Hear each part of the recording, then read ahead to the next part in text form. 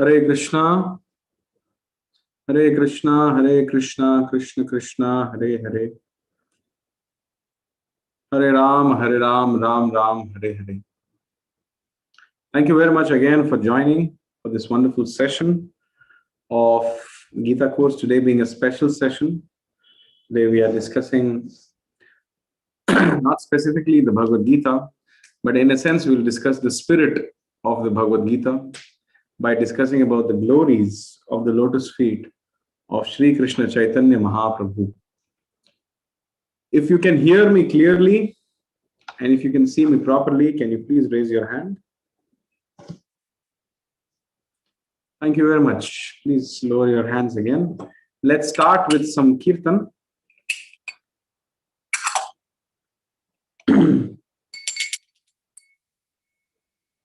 Jai Radha Madhava Kunja Bihari Gopijan Vallabha Girivardhari.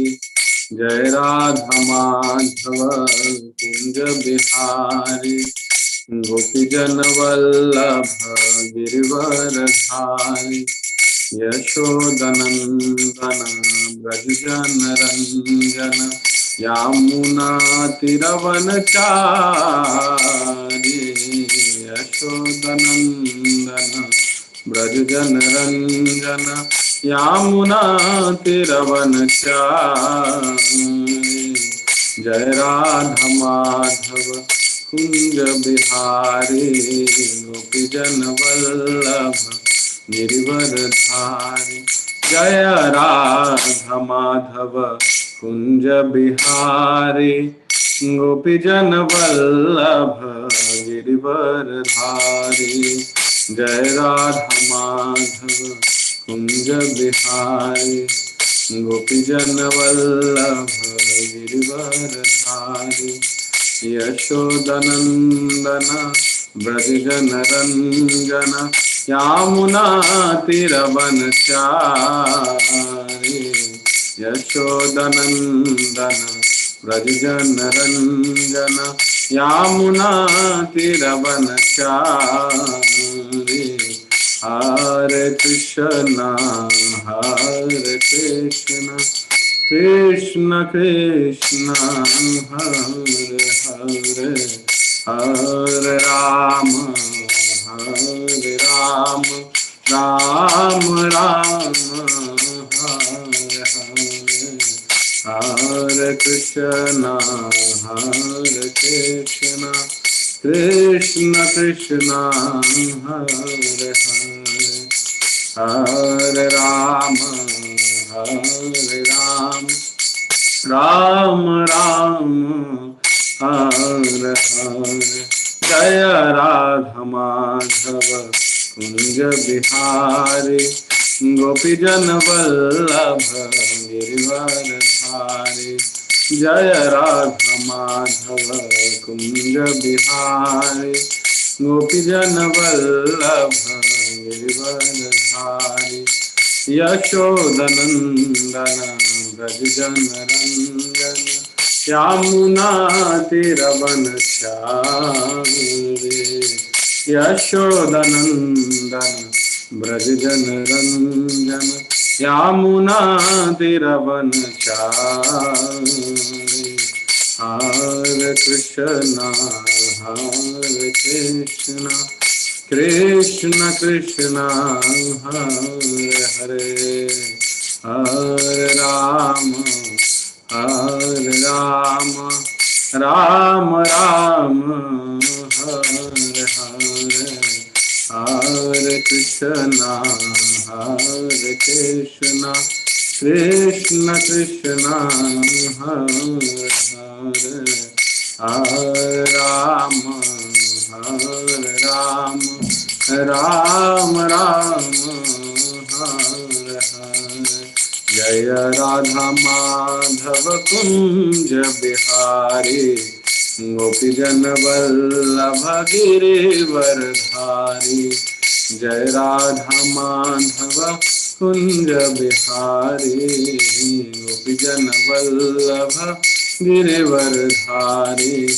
यशोदनन्दन Vraj जनरञ्जन यामुनतीरावनचारि यशोदनन्दन Vraj जनरञ्जन यामुनतीरावनचारि हरे कृष्ण कृष्ण कृष्ण हरे हरे हरे राम राम राम हरे हरे हरे कृष्ण कृष्ण कृष्ण हरे हरे हरे राम राम राम हरे हरे हरे कृष्ण कृष्ण कृष्ण हरे हरे हरे राम राम राम हरे जय जय गांधर्वे कागिरे धारे गांधर्वे कागिरे धारे गांधर्वे कागिरे धारे गौर हरे गांधर्वे कागिरे धारे गांधर्वे कागिरे धारे गांधर्वे कागिरे धारे गौर हरे जय निताय गौर सुंदर जय निताय गौर सुंदर निताय गौर सुंदर जय निताय गौर सुंदर निताय गौर सुंदर जय निताय गौर सुंदर निताय गौर सुंदर जय निताय गौर सुंदर जय प्रभुपाद जय श्रील प्रभुपाद जय प्रभुपाद जय श्रील प्रभुपाद जय प्रभुपाद जय प्रभुपाद जय प्रभुपाद जय श्रीला प्रभुपाद। युग धर्म हरिनाम संकीर्तन यज्ञ की जय।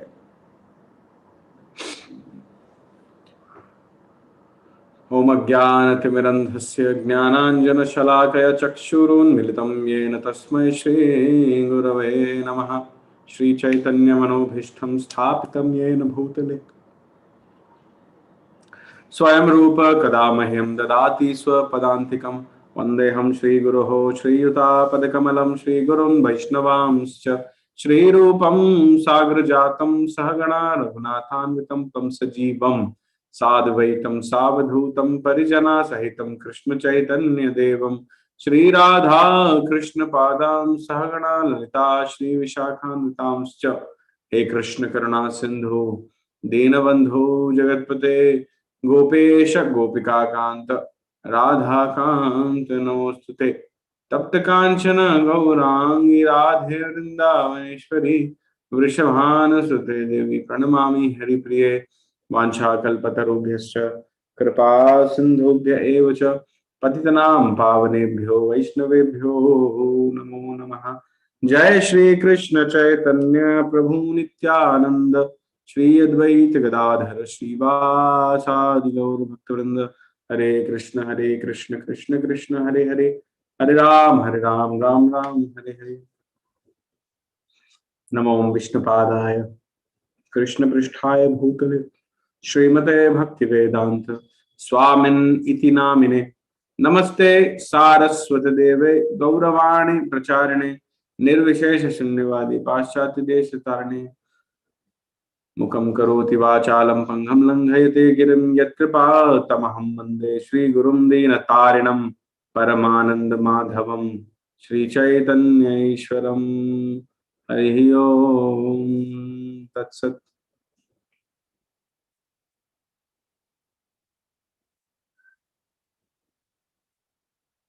Hare Krishna. So I'm very happy to be amongst all of you to discuss the glories of Lord Chaitanya. Is there anybody who is joining for the first time today? Any new person in the session today? If so, can you kindly raise your hand? Anybody new?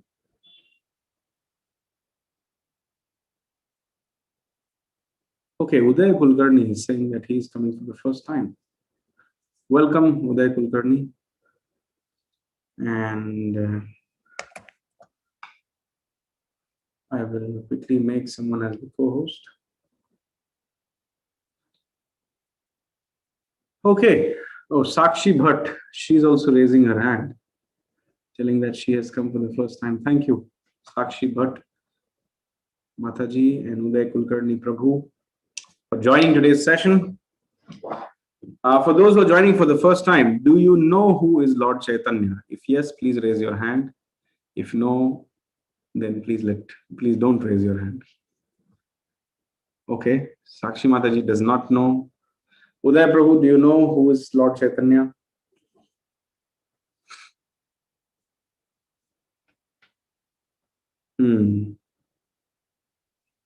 Okay, it seems Uday Prabhuji also doesn't know. So my task as a teacher has a little bit increased, but I'll cover briefly. This session is ideally catering to those devotees who have some idea who is Lord Chaitanya. But even for those who have no idea, they can quickly have an idea and they can appreciate this session.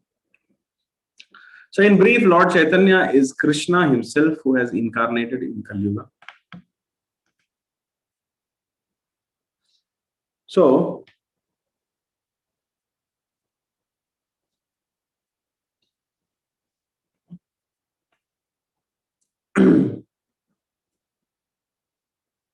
Sri Chaitanya Mahaprabhu, there is a very nice verse in the Chaitanya Charitamrita, which says in the Madhya Lila 6.99, this verse is saying, Kali Yuge Lila Avatar Nakare Bhagavan Ataeva Triyuga Kari Kaha Taranam.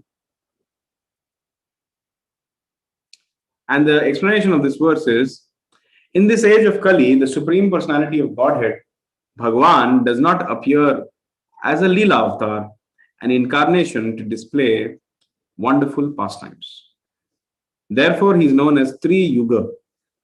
Unlike other incarnations, Lord Sri Chaitanya Mahaprabhu appears in this age of Kali as a devotee of the Lord. Therefore, he is called as a concealed incarnation or as a Channa avatar. So for those who are not fully aware who is Lord Chaitanya, there are various incarnations of the Lord, various kinds of incarnations of the Lord. But much against the popular belief, which says that Krishna is the 8th incarnation of Vishnu, which is not correct. Actually, Krishna is the source of all incarnations. The Srimad Bhagavatam says, Ete chamsa kala pumsah Krishnastu Bhagavan Swayam Indrari Vyakulam Loke Mridyanti Yuge. So Krishna is the Supreme Personality of Godhead. He is the source of all incarnations. In the Brahma Samhita, Lord Brahma says, Ishvaraha Paramaha Krishnaha Satchidananda Vigraha Anadir Adir Govinda Sarva Karana Karanam.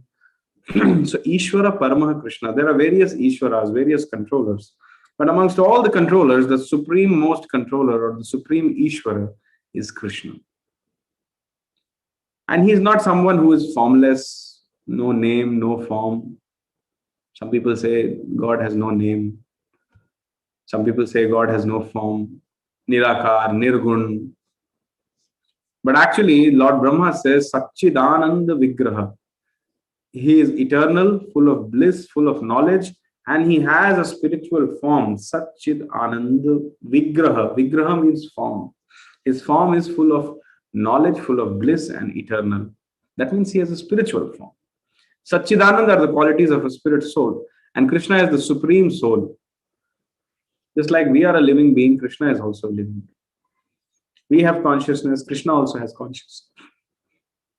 But the difference between us and Krishna is that we are infinitesimal. We are infinitely small, but Krishna is infinite. So that is the difference between Krishna and us. His consciousness is called as super consciousness. He knows everything and everybody. But we only know, we are Kshetragya. We know only our body and our existence. We don't know what's going on with the other person. So that is the Krishna consciousness. Just a second. So there are various incarnations of the Lord. Some incarnations are called as Lila Avatar, where the Lord comes and accepts that, yes, I am the Supreme Personality of Godhead. Look at me, I am performing wonderful pastimes. Why are you struggling in the material world? Just get attracted by me and by my pastimes and come back home, back to Godhead. I'm here for you. That is Lila Avatar. Then there is Saktya Vesha Avatar. When the Lord empowers a particular living entity with certain potency, and then because of being empowered by that potency, he acts like, although he's a Jivatma, but he acts like the Lord.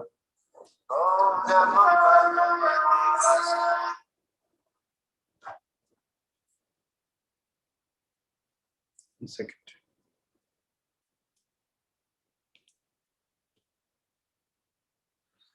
Although he's a Jivatma, by being empowered by that specific potency, he acts like the Lord in that particular section or in that particular arena where he has been empowered, like Prithu Maharaj. He was empowered with the rulership potency of the Lord, so he was the perfect king. Narad Muni is a Saktya Vesha Avatar. The preaching potency of the Lord is residing in Narad Muni. So Narad Muni, when he starts preaching, it is like as if Krishna is preaching. And like this, there are various Saktya Vesha Avatars. So Lila Avatar, Saktya Vesha Avatar, Yuga Avatar. In every Yuga, the Lord comes. That is called as a Yuga Avatar also. A little bit different from Lila Avatar. And then there is Manvantara Avatar. And there are 14 Manus in one day of Brahma. In every day of Brahma, one incarnation of the Lord comes. That's called Manvantara Avatar. And then there is a certain category which is called as Channa Avatar. Channa means hidden. Because the people of Kali Yuga cannot handle Krishna. They cannot handle. They cannot understand who is Krishna. If the Krishna will come in front of them, then probably they will offend Krishna. So therefore, the Lord appears in Kali Yuga as a hidden incarnation. That means a Channa Avatara, where he does not accept that he is the Supreme Lord. However, he acts like the Supreme Lord in various ways. And only the most intelligent people and most confidential people are able to recognize him as the Supreme Personality of Godhead. Why? Because the people of Kali Yuga cannot handle him. Krishna gave the Bhagavad Gita, but then the people of Kali Yuga started asking that, who is this Krishna? How dare he ask in the Bhagavad Gita that you surrender to him? Krishna is saying, Sarva Dharman Parityajya Mam Ekam Sharanam Vraja. And Krishna saw that the people of Kali Yuga are so fallen, they are not understanding the Bhagavad Gita. They are misinterpreting the Bhagavad Gita. They don't know how to surrender to Krishna. They are challenging Krishna that who is he to ask us to surrender to him? So therefore, out of causeless mercy, Krishna descends as in the form of his own devotee to teach people by practical example. By achar, Krishna is doing prachar. By his own personal example, Krishna is preaching to everybody how to follow the principles of Bhagavad Gita, how to follow the principle of Sarva Dharman Parityajya, how to take shelter of Krishna. So this incarnation of the Lord is called as Channa Avatar, and in Kali Yuga, Krishna himself has again descended just to deal with the envious, hypocrite, quarrelsome people of Kali Yuga. He did not descend, Krishna did not descend with his flute and chakra and gada and pushpa and shank and all those things. He descended in the form of his own devotee, where he chanted his own names and induced people to chant Hare Krishna, Krishna Krishna, Hare Hare, Hare Ram, Ram Ram. So the Shastra says, Vrajendra Nandana Jai Shachisutta Hoilo Sai Balarama Hoilo Nitai. One who is Vrajendra Nandana Jai, the son of the king of Vraja, that is Nand Maharaj, and the son of Nand Maharaj is Krishna. So Vrajendra Nandan Jai Shachisutta Hoilo Sai. He has become the son of Shachi Mata. Balram Hoilo Nitai. And Balram has become Nityananda. And the mood which they have, these two lords, Lord Chaitanya and Lord Nityananda, who are Krishna and Balram, what is their mood? Their mood is to give mercy to everybody. Their mood is to give Krishna Prem to everybody. Even when Krishna himself was there as Lord Ram, or when Krishna himself appeared as his original form of Krishna, no, very few people, everybody got liberation, everybody got moksha, everybody went to Vaikuntha or back to Godhead, but no, very few people got love of God, uncontaminated, unadulterated love of God, intense love of God, prema bhakti. Because Krishna says in the Bhagavad Gita, Ye yatha mam prapadyante tam tathaiva bhajamyaham. The people of Vaikuntha, they have a particular mood of awe and reverence. So Krishna gives them that kind of devotion of awe and reverence. But in Golok Vrindavan, which is the personal abode of Krishna, higher than Vaikuntha, there is a difference. There is a difference of atmosphere, there is a difference of environment. In Vaikuntha, nobody can even imagine somebody going close to 400 form of Narayan and putting a hand on his shoulder. Nobody can even imagine on that. But in Golok Vrindavan, the friends of Krishna are coming and hitting Krishna on the back, jumping on the back of Krishna and asking Krishna to run till Yamuna. And all these pastimes are happening. So therefore, people of Kali Yuga, when they hear, people of Vaikuntha rather, when they hear the pastimes of Krishna Lila, they become bewildered also many times. So the external reason why Lord Chaitanya or Lord Krishna decided to appear as Lord Chaitanya was to teach the people how to practically apply the principles of Bhagavad Gita, teach the fallen conditioned souls of Kali Yuga how to follow the Bhagavad Gita principles, the Bhagavatam principles. And Krishna had given a condition, Ye yatha mam prapadyante tam tathaiva bhajamyaham. But Lord Chaitanya did not give. Krishna said, the degree to which one surrenders to me, to that degree I reveal myself to them. But Lord Chaitanya doesn't say that. Lord Chaitanya says that simply if someone bows down in front of me without any duplicity,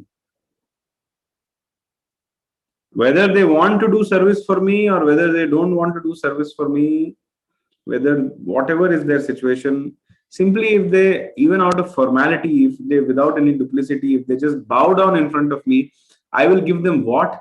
I will give them love of God, Krishna Prem, for which even Brahma and Shiva and other demigods are hankering. The ultimate perfection of human life is to attain love of God. And that will be given away by Lord Chaitanya very easily, freely, without seeing who is qualified and who is unqualified. And even more merciful than Lord Chaitanya is Balram in the mood of Lord Nityananda. Lord Chaitanya is a high-class preacher. He preaches only the top-class, top-notch aristocrats and big leaders of the society. But Lord Nityananda goes to the fallen, conditioned dog eaters and cow eaters and everybody. Papi tapi jata chilo harinama udharilo tara sakshi jagai madhai. This is the mood of Lord Nityananda.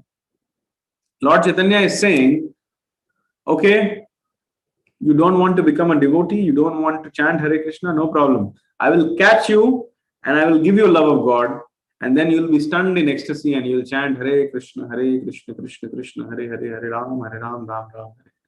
But Lord Nityananda is saying, okay, you don't want mercy, no problem. Even if you are running in the opposite direction, at least Lord Chaitanya wants people to come and ask, I'll give you. Just bow down, I'll give you. But Lord Nityananda says, you run in the opposite direction. I'll catch hold of you. I'll convince you about Krishna consciousness and I'll give you mercy. That is the mood of Lord Nityananda.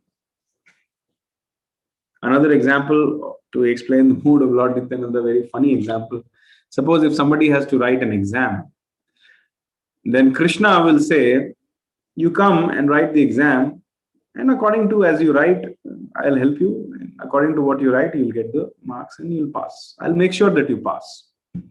Mashucha.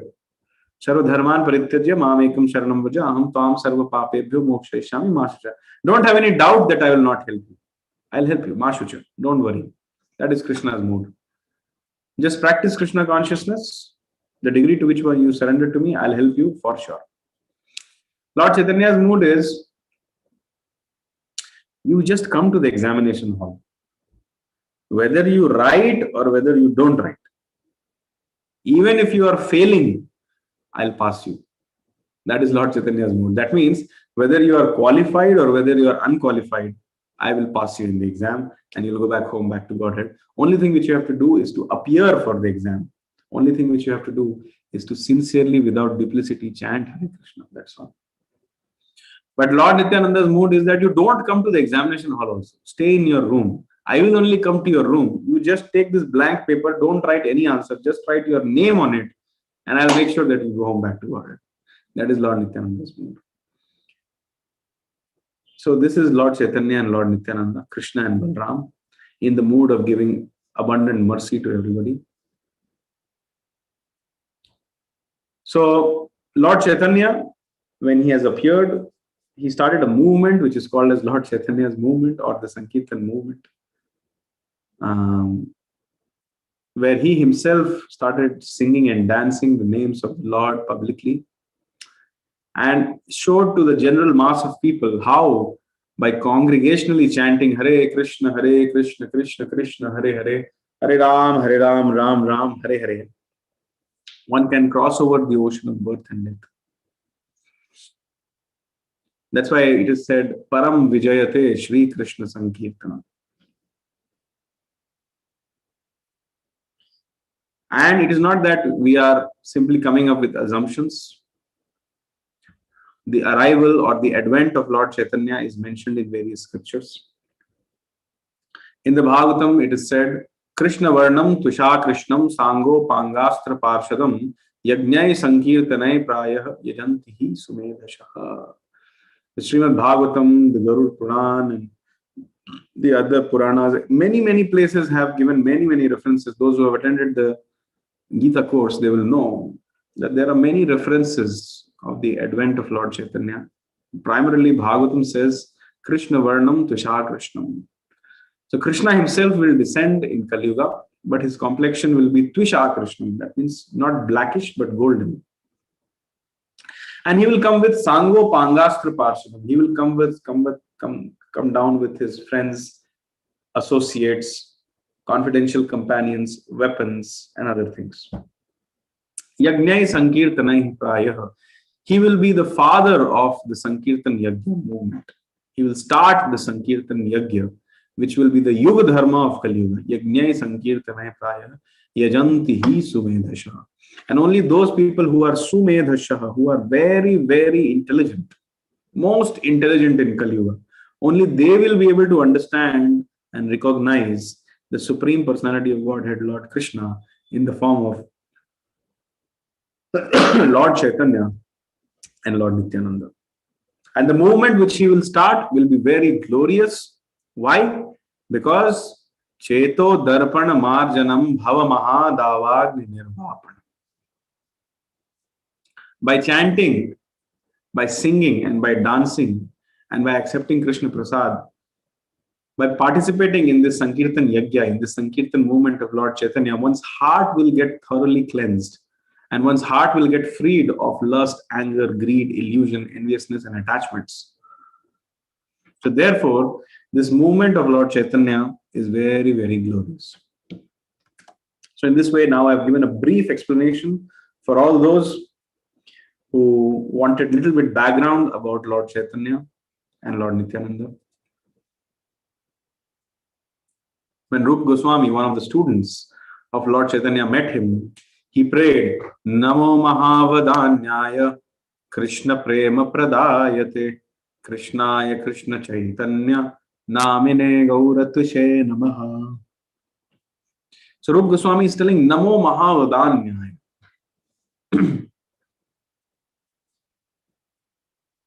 He's telling Lord Chaitanya, you are the most munificent incarnation of the Supreme Personality of God. Why? Because you are giving love of God to everybody. Krishna Prema Pradaya. The difference between Krishna and Lord Chaitanya is that Krishna gives liberation to the demons by killing them.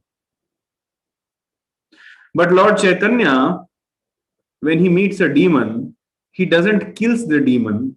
He kills the demoniac propensity sitting inside the heart of the demon. Therefore, even without killing the demon, Lord Chaitanya delivers the demon. So therefore, Lord Chaitanya is much more merciful than Lord Krishna. Although both are same personalities, Lord Krishna, Lord Chaitanya, they are the same person. Complexion is different. Mood is also different. Why Lord Chaitanya's mood is different? Because Lord Krishna, he was saying one day that he was thinking that I am the Supreme Personality of Godhead, I am the source of all bliss, I am Satchidananda Vigraha, I am the fountainhead of all mellows and rasas and happiness and sweetness. But how is it so that my devotees seem to be happier than me? How is it? What rasa are they experiencing that they are all the time so happy? They are chanting my name and they look so happy. So just to understand the happiness which a devotee, especially Srimati Radharani, what happiness she was experiencing by chanting Krishna, Krishna, Krishna, Krishna, Krishna, Krishna, Krishna, hey, Krishna, Krishna, Krishna, Krishna, Krishna, Krishna, Krishna, hey, Krishna, Krishna, Krishna, Krishna, Krishna, Krishna, Raksha Mam. Krishna, Krishna, Krishna, Krishna, Krishna, Krishna, Pahi Mam. Ram, Raghava, Ram, Raghava, Ram, Raghava, Raksha Mam. Krishna, Keshava, Krishna, Keshava, Krishna, Keshava, Pahi Mam. So this is one of the mantras which Srimati Radharani keeps chanting. The same mantra Lord Chaitanya used to chant when he would be walking on the streets and going from one place to another. So Lord Krishna wanted to understand the bliss, the sweetness which the devotees are experiencing by chanting the names of Krishna. So what Lord Chaitanya did, he took the mood of Srimati Radharani and he descended as Lord Chaitanya. So Lord Chaitanya is a person who has the body of Krishna, the form of Krishna, but the heart or the mood is that of Srimati Radharani. So Srimati Radharani cannot kill any demon. She loves everybody. Krishna is into this killing business. He will liberate people when he'll meet Shishupal, Jarasandha and Kamsa and all. So he'll kill them and he'll liberate them, give them liberation. But Radharani says that why are you killing him? Why can't you kill the demonic propensity in the heart of the people? But Krishna says, I can't do that. I'm a gentleman. I can't force them to surrender to me. But Srimati Radharani says, no, I don't like this business. You first remove this shloka. And whether someone wants your mercy or not, actually they are in illusion. They are in Maya. Therefore, they are saying they don't want your mercy. But actually anything and everything which anyone is looking for is Krishna. People are looking for Krishna. Everybody is looking for Krishna. Some know it, some don't know it. So therefore, when someone doesn't know it, although they are looking for you, why don't you give yourself to them? This is the argument of Srimati Radharani. Srimati Radharani says that kill the demoniac propensity in the hearts of the people and give them not liberation, love of God, Krishna Prem. So Lord Chaitanya, in order to relish that sweetness of his own names, which Radharani was experiencing, Srimati Radharani was experiencing, and the other devotees were experiencing by chanting his names. So in order to relish that sweetness, in order to relish the mood of a devotee, he descended in the form of a devotee. This is the internal reason of his appearance. However, the external reason of Lord Chaitanya's appearance is to deliver the fallen conditioned souls of Kali Yuga who have no hope. This is the brief background of Lord Chaitanya and Lord Nityananda. Now, I will quickly move on to the topic of the glories of the lotus feet of Lord Chaitanya.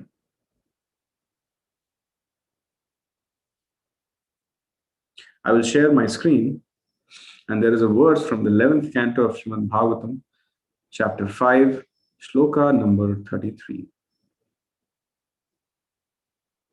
So you can all try to listen to me and repeat with me as I sing it.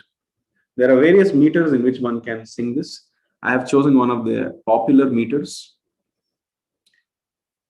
Dhyayam Sadam paribhavagnam abhishtadoham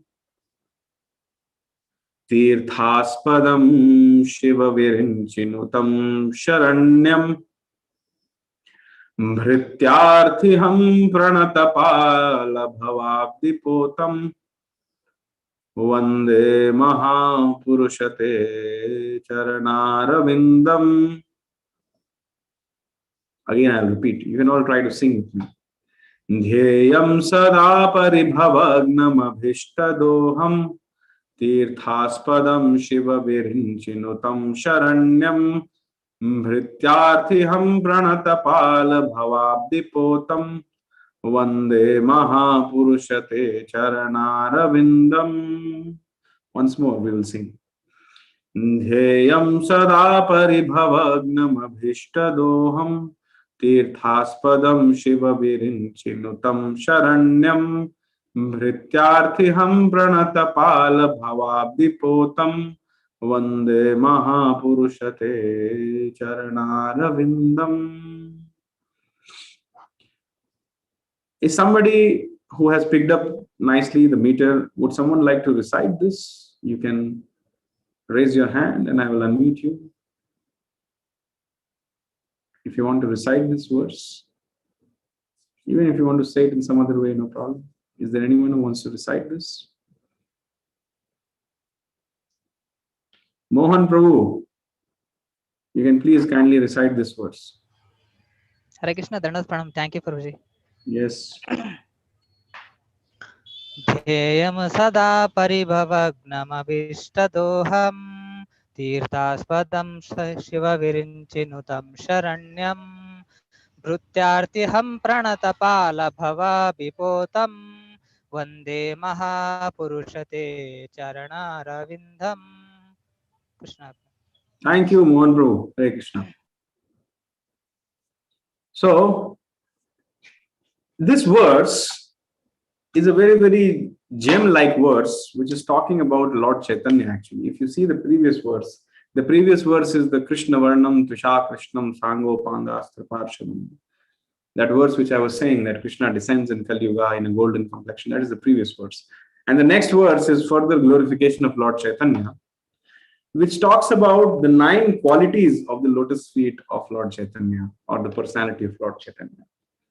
So today's session has been inspired by this verse of Srimad Bhagavatam. Now, let us try to read the translation and then we will move towards the discussion. And we'll try to break part by part, take this verse part by part, refer to various pastimes of Lord Chaitanya and understand how the lotus feet of Lord Chaitanya is the only object worth taking shelter of. The translation says, "My dear Lord, you are the Mahapurusha, the Supreme Personality of Godhead, and I worship your lotus feet, which are the only eternal object of meditation. Those feet destroy the embarrassing conditions of material life and freely award the greatest desire of the soul, the attainment of pure love of Godhead. My dear Lord, your lotus feet are the shelter of all holy places and of all saintly authorities in the line of devotional service and are honored by demigods like Lord Shiva and Lord Brahma. My Lord, you are so kind that you willingly protect all those who simply bow down to you with respect, and you mercifully relieve the distress of all your servants. In conclusion, my Lord, your lotus feet are actually the suitable boat for crossing over the ocean of birth and death, and therefore Lord Brahma and Lord Shiva seek the shelter of your lotus feet." And then Prabhupada gives a very nice purport in which he basically discusses how this verse refers to Lord Chaitanya basically, and he is breaking down each of the words. So now I'm going to summarize this verse where all of us can appreciate the glories of the lotus feet of Lord Chaitanya. So there are 9 glories which are mentioned in this verse, if you have already noticed it.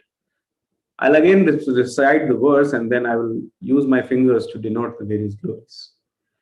Dhyayam sada paribhavagnam abhishtadoham tirthaspadam shiva virinchinutam sharanyam mrityarthiham pranatapala bhavabdipotam Vande Mahapurushate Charanaravindam. So there are 9 points which this verse says. Number 1, Dhyayam Sada. Dhyayam Sada means one should always meditate. Dhyayam means to meditate, Sada means always. So Dhyayam Sada. One should always meditate on the lotus feet of the Lord. Dhyayam Sada. Paribhavagnam. This material world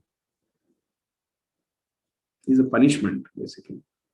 This material world is in a very insulting situation for the spirit soul. So one who gives relief from the insulting, abominable situation of this material world, that is the lotus feet of Lord Chaitanya, on which one should always meditate. Dhyayam Sada Paribhavagnam Abhishta Doham. Abhishta means that which is very dearly wanted, most desirous, most desirable thing in the core of our heart. Abhishta Doham. So who gives, what is that most desirable object or entity? That is love for God. Dhyayam Sada Paribhavagna Abhishta Doham Tirthaspadam. Everybody wants to go to Tirtha or holy places, but Lord Chaitanya's lotus feet is the abode of all holy places. Tirthaspadam Shiva Virinchi Nutam. Tirthaspadam Shiva Virinchi Nutam. Shiva Virinchi is another name of Lord Brahma. Brahma and Shiva, they are also constantly meditating on Lord Chaitanya, his pastimes, name, qualities, past form, name, qualities, name, form, qualities, pastimes, especially the lotus feet. Bhrityarthiham. Dhyayam Sada Paribhavagnam Abhishtadoham Tirthaspadam Shiva Virinchi Nutam. And then one I have missed, Sharanyam. Sharanyam means worth taking shelter of. Bhrityarthiham. Bhritya means servant. Arthi means distress. So one who takes away the distress of his servants is called Bhrityarthiham. Pranatapala. This is a very unique quality of Lord Chaitanya, like I explained initially. Simply by bowing down to the lotus feet of Lord Chaitanya eternally takes care of the material and the spiritual life of that person. Pranatapala.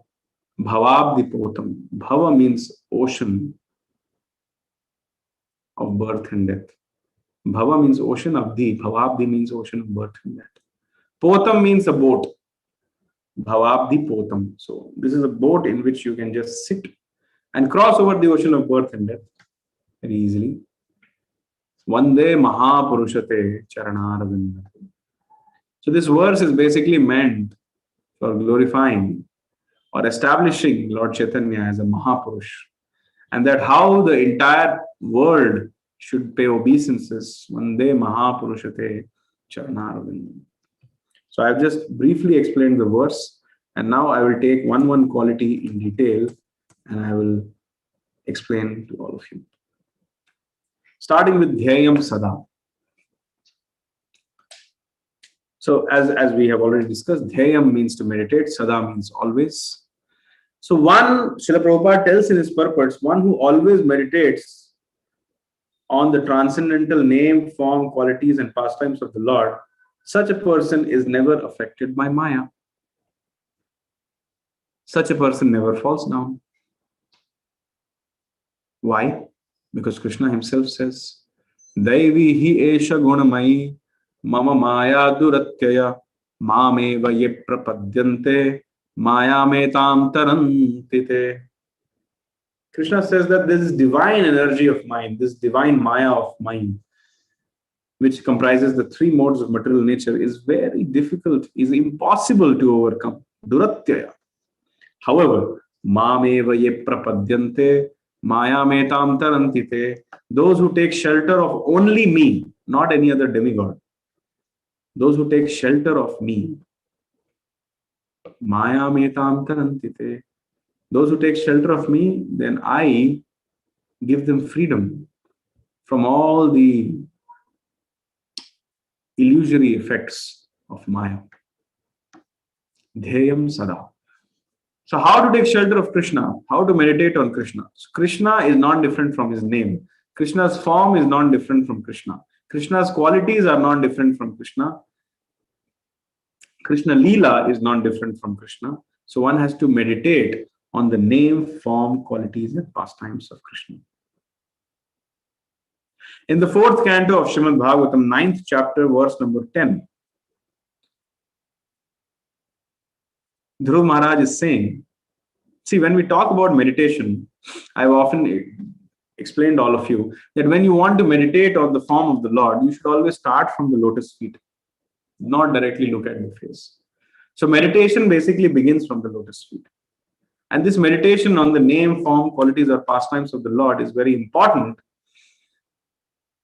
because Dhruv Maharaj says that happiness can be attained only in two ways. This he is speaking in 4th canto, chapter 9, Shloka number 10. I'm assuming that all devotees are taking notes. We are discussing the first quality, Dhyayam Sadam, always meditate. Krishna is not different from his name, form, qualities, and pastimes. So one should meditate on these, and meditation begins with the lotus feet. And what is the argument which I am presenting? That this meditation is very important because it gives us happiness. All of us need happiness. All of us want happiness. And happiness can be attained only in two ways, according to Dhruv Maharaj, Shloka number 4.9.10, Srimad Bhagavatam. Dhruv Maharaj says that the only way in which the only two ways in which one can attain happiness is meditation on the lotus feet of the Lord and hearing about him in the association of his devotees. Tava Pad Padma Dhyanat and Bhavat Jana Katha Shravan. Bhagavat Jana Katha Shravan. So one has to meditate on the lotus feet of the Lord, and one has to sit in the association of the devotees of the Lord, and one has to hear about the name, fame, qualities, name, form, qualities, and pastimes of the Lord. Who says this? Dhruv Maharaj says this. If anybody can do these two activities, one can meditate on the lotus feet of the Lord, and one can hear about his pastimes in the association of devotees, just like as we are doing now, then they will get happiness. Also in the 3rd canto of Bhagavatam, chapter 28, Shloka number 21, Srila Prabhupada writes that the moon-like effulgence emanating from the toenails of Lord Chaitanya's lotus feet destroys the thick gloom of darkness of ignorance in our hearts. So our heart, being conditioned living entities, is a very, very dark dungeon where since time immemorial the desires to gratify our senses are hidden. We don't know how many such desires we have. Sometimes we get amazed. Oh, I have such kind of desires also. One may say, I will never get such and such kind of desire. One should always compare their mind or the conditioning which they have to an ocean. When you stand on a ship, on the deck of a ship and watch the ocean, it appears very calm and composed. But underneath the water of the ocean, there are many sharks, many whales. Any moment they can surface up. So just because I am not having some desire doesn't mean that in future also I will not have that desire. I just need to expose myself in a systematic way in order to experience that kind of sense gratification. One may say that I will never get a desire to steal something, or I may never get a desire to murder someone, or I may never get a desire to do something. But you cannot say that for sure, because if in a systematic way you are exposed, your senses are exposed in a systematic way, suitable and conducive for the sense gratification, then it is just a moment of time that you'll be murdering people and you'll be stealing things. For example, if you're sharing a place with a thief, you are not a thief, but simply by sharing the place with a thief, by eating the food cooked by the thief, very soon you will also have ideas of stealing. Sangat sanjayate kamat kamat krodha vijaya. So simply by the association, Simply by giving opportunity to our senses for the sense gratification, we will realize we have so many horrible desires. And this is the darkness of our heart. And the ray of the toenail of Lord Chaitanya can dispel all this darkness. That is the verdict of Srimad Bhagavatam. And Krishna is not different from his name. So therefore, in Kali Yuga, the bona fide process of meditating on the lotus feet of Lord Chaitanya is the chanting of Hare Krishna, Krishna Krishna, Hare Hare, Hare Ram, Ram Ram, Hare. So how to meditate on the lotus feet of Lord Chaitanya? We have to chant Hare Krishna, and we have to hear about Lord Chaitanya in the association of the devotees of Lord Chaitanya. So on this point, I would like to narrate to you one very sweet pastime of Lord Chaitanya, by which Lord Chaitanya highlighted this importance of Dhyayam Sadam, always meditate. Lord Chaitanya has recently got initiated in Gaya and came back to Navadvip. Stopped performing the pastimes of a scholar,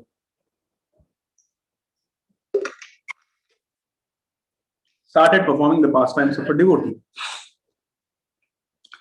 So in order to establish this aspect of Dhyayam Sadam, what Lord Chaitanya did, that he was constantly chanting the holy name of the Lord, but somehow he stopped chanting it for the pastime of this Lila, for the purpose of this Lila. He stopped chanting it while he was going to bathroom and toilet. But his tongue was incessantly chanting. So he used to bite his tongue with his teeth like this, so that he cannot chant the holy name. And Lord Chaitanya or Lord Krishna is the Paramatma in everybody's heart. So once, after attending to the nature's call or after having bath, whatever you can say, he was coming out and he was biting his teeth. And he inspired a 5-year-old boy to come to him and ask him that, "Oh Gaurang Mahaprabhu, why are you biting your tongue?" So Lord Chaitanya told that boy that, "I am just chanting the holy name all day long, but it is not good to chant the holy name while I am in the bathroom or while I am responding to the nature's call. It's a pavitra thing to do." But then that boy, whose name was Gopal, 5-year-old boy, by the inspiration of Lord Chaitanya, asked Lord Chaitanya a question. That Gauranga, Gaurhari, what if you die in the bathroom? And if you are not chanting the holy name of the Lord while having bath, and suppose if a snake comes and bites you in the bathroom, or if you slip and fall down and die in the bathroom, then according to the Bhagavad Gita, yam yam vapi smaran bhavam tajat tante kalevaram tam tam me vaiti kauntaya sada tad bhava bhavat. You need to be remembering Krishna. Death can come any moment. What if you die in the bathroom? So therefore, even in bathroom, you should not stop chanting Gauranga.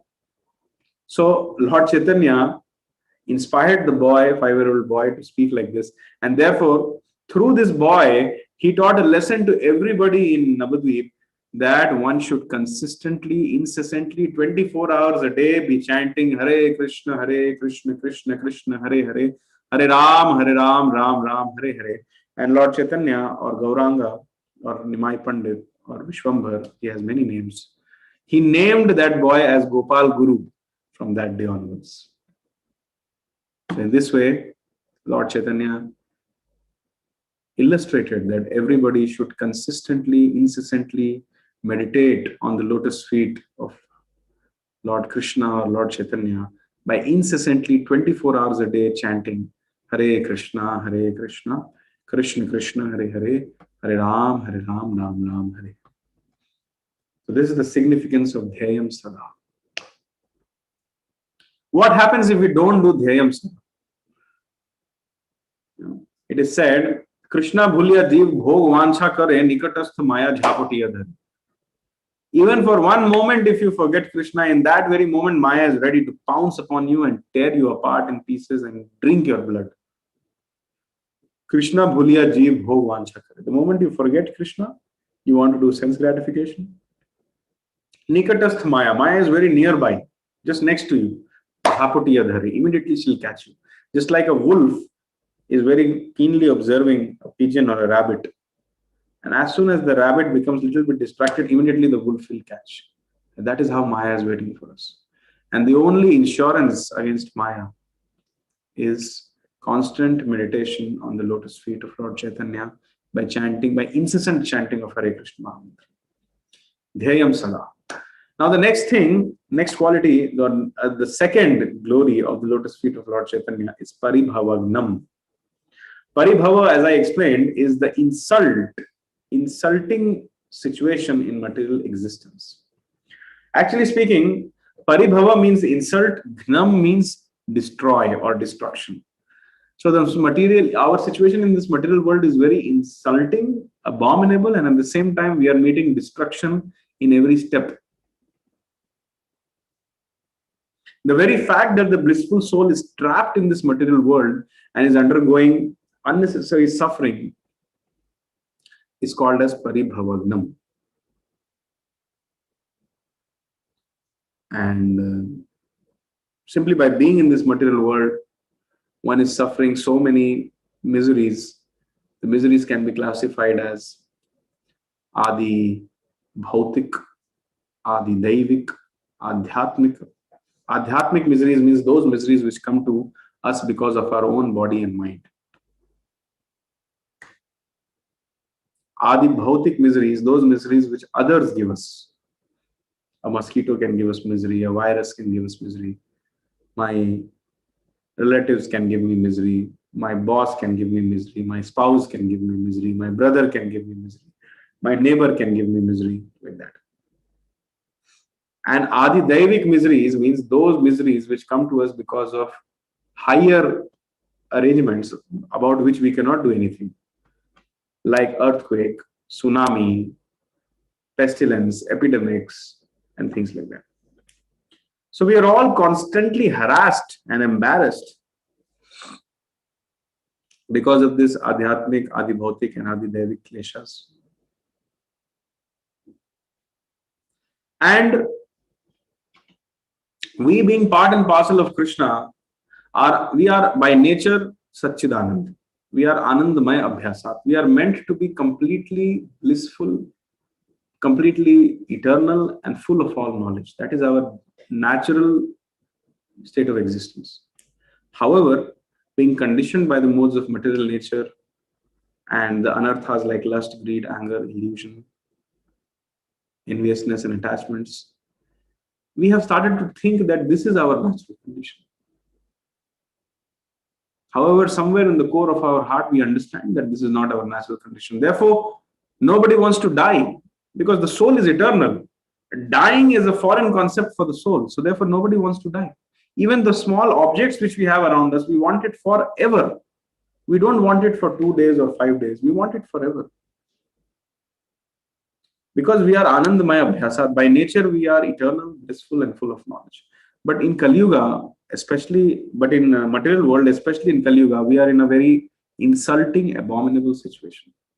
It's like we are the sons of a great billionaire, but we are sitting on the traffic signal naked begging. That is our spiritual condition right now. Simply if we turn our face towards Krishna, simply if we take shelter of the lotus feet of Lord Chaitanya, we will be saved from all these problems. And what is the root cause of all these problems? Identification of ourself with the material body is the root cause of all problems.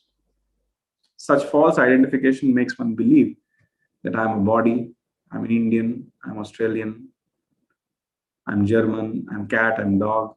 We forget that we are the spirit soul. And then whoever gives pain to this body is my enemy. And then I have to kill that enemy. And whoever helps this body in eating, sleeping, mating, and defending, primarily speaking, whoever helps this body in doing sense gratification is my friend. And I have to, if I'm the body and this body wants sense gratification, then the purpose of life is sense gratification. And in this way, I'm spiritually starving. I'm spiritually starving, and I'm in a very abominable miserable, insulting situation, further tormented by climatic conditions, heat, cold, adhyatmic, adidevik, and adibhautik miseries. So how to get rid of this? One has to take shelter of the lotus feet of Lord Chaitanya, and one has to become his devotee. By his mercy, or by the mercy of the devotees of Lord Chaitanya, this forest fire of material existence which we have is completely destroyed. We sing in the morning, Samsara dava nala leadha loka, Tranaya karanyam ghana ghanatvam, Praptasya kalyana gunarnavasya, Vande guroho Shri Charanar Vindam. So by taking the lotus feet of a spiritual master who is the representative of Lord Krishna or Lord Chaitanya, this forest fire of material existence, this insulting situation in this material world is completely destroyed. And we all have some kind of a misgiving, many misgivings in our heart, and all those misgivings are completely eradicated. To be thinking that I am this body is animal existence. Animals exist in that platform. This is called animal consciousness. Human consciousness means to understand I'm not this body, but I'm the spirit soul. But if someone thinks that I'm this body, this is my enemy, this is my friend, this gives me happiness, this is duality, this gives me distress, I should favor my person, the person who is enabling my sense gratification, he is my friend, he is my spouse, he is my brother, he is my neighbor, I should favor them. I should extract as much sense gratification as possible from them. And those who are not aiding me in sense gratification, I should kill them. And in this way, I should maintain myself. So much money I have today, so much I will have tomorrow. This is my enemy, I'll kill them. Whoever is my enemy in future, they will also be killed. I'll do some little sacrifice. And in this way, I'll lead a happy material life, surrounded by aristocratic relatives. I'll continue my sense gratification. This is called animal existence. And this animalistic propensity, this spiritual starvation can at once be ended by taking shelter of the lotus feet of Lord Chaitanya. The most practical way of doing that is by chanting Hare Krishna, Krishna Krishna, Hare Hare, Hare Ram, Ram Ram, Hare Hare. Why? Because Lord Chaitanya doesn't see who's qualified and who's unqualified. Anybody who comes to take shelter of his lotus feet, he immediately gives him. Therefore, the name of Lord Chaitanya is Patita Pavana. I am Patit. I have no qualification to do bhakti. But somehow, I have been attracted by the glories of your lotus feet. Please help me, Chaitanya Mahaprabhu. Please help me, Gauranga. Please help me, Lord Nityananda. Like this, if we pray, he immediately takes charge. So there is a very beautiful pastime again coming to my mind, which talks about this Paribhavagnam concept. Lord Chaitanya did a very symbolic pastime. When he was passing through the forest of Jharkhand, he made the tigers, deers, elephants, snakes, animals dance in ecstasy in love of God. So this pastime is very symbolic. He was crossing the forest with Balbhadra Bhattacharya. And as he was getting inside the forest, he was walking, singing, dancing, Hare Krishna, Krishna Krishna, Hare Hare, Hare Ram, Ram Ram, Hare Hare. He was incessantly chanting. He met a tiger on the way. And Lord Chaitanya immediately touched the tiger with his lotus feet and asked him, wake up, chant Hare Krishna. And the tiger immediately stood on two legs and started chanting Hare Krishna. And Balbhadra Bhattacharya, his servant, who was carrying his water pot and clothes, he was shocked. He was fully flabbergasted. And then Lord Chaitanya further went, he saw some deers, he asked them to chant Hare Krishna. They started chanting Hare Krishna. Some rhinoceros came, he asked them to start chanting Hare Krishna. They also started chanting Hare Krishna. Then he went into a water to refresh himself and chant his afternoon ablutions or the afternoon Gayatri. And then some mad elephants came in the pond to drink water. Lord Chaitanya finished his afternoon ablutions, opened his eyes, saw the mad elephant standing in front of him. He took some water and splashed on them and asked them to chant Hare Krishna. And even the elephants started chanting Hare Krishna. The tiger was embracing the deer was kissing the lion was hugging the rabbit. And in this way, even the animals were no longer body conscious in the presence of the Sankirtan movement of Lord Chaitanya. So this is a very symbolic pastime. Lord Chaitanya is showing by this pastime that what to speak of human beings who have the gift of discrimination, who can ask, why am I suffering? Why am I dying when I don't want to die? Why am I becoming old when I don't want to become old? Why am I being forced to become sick when I don't want to become sick? And why am I being forced to take birth again and again? This discrimination the animals don't have. But even if the animals chant Hare Krishna and participate in the Sankirtan movement of Lord Chaitanya, even they overcome their body consciousness. So what to speak of human beings? Srila Prabhupada comments that we cannot imitate Lord Chaitanya. We cannot make the animals sing and dance. However, we can make the people who are living like animals sing and dance in the movement of Lord Chaitanya. So simply by chanting Hare Krishna and participating in the Sankirtan movement of Lord Chaitanya, which is simply blissful, singing, dancing, accepting prasadam, preaching, doing book distribution, that's all. Only this much if you can do, chant Hare Krishna, bhajo Krishna, bolo Krishna, koro Krishna shiksha. Simply worship Krishna, chant the names of Krishna, and preach the message of Krishna, and sing and dance. That's all. If you can do this much, your or our abominable, insulting, materialistic existence will be destroyed forever. Paribhavagnam. And then what will happen? Abhishta doham. So the third quality of the lotus feet of Lord Chaitanya's lotus feet is Abhishta doham. That means he or meditation or the lotus feet of Lord Chaitanya awards the greatest desire of the spirit soul, which is Krishna Prem.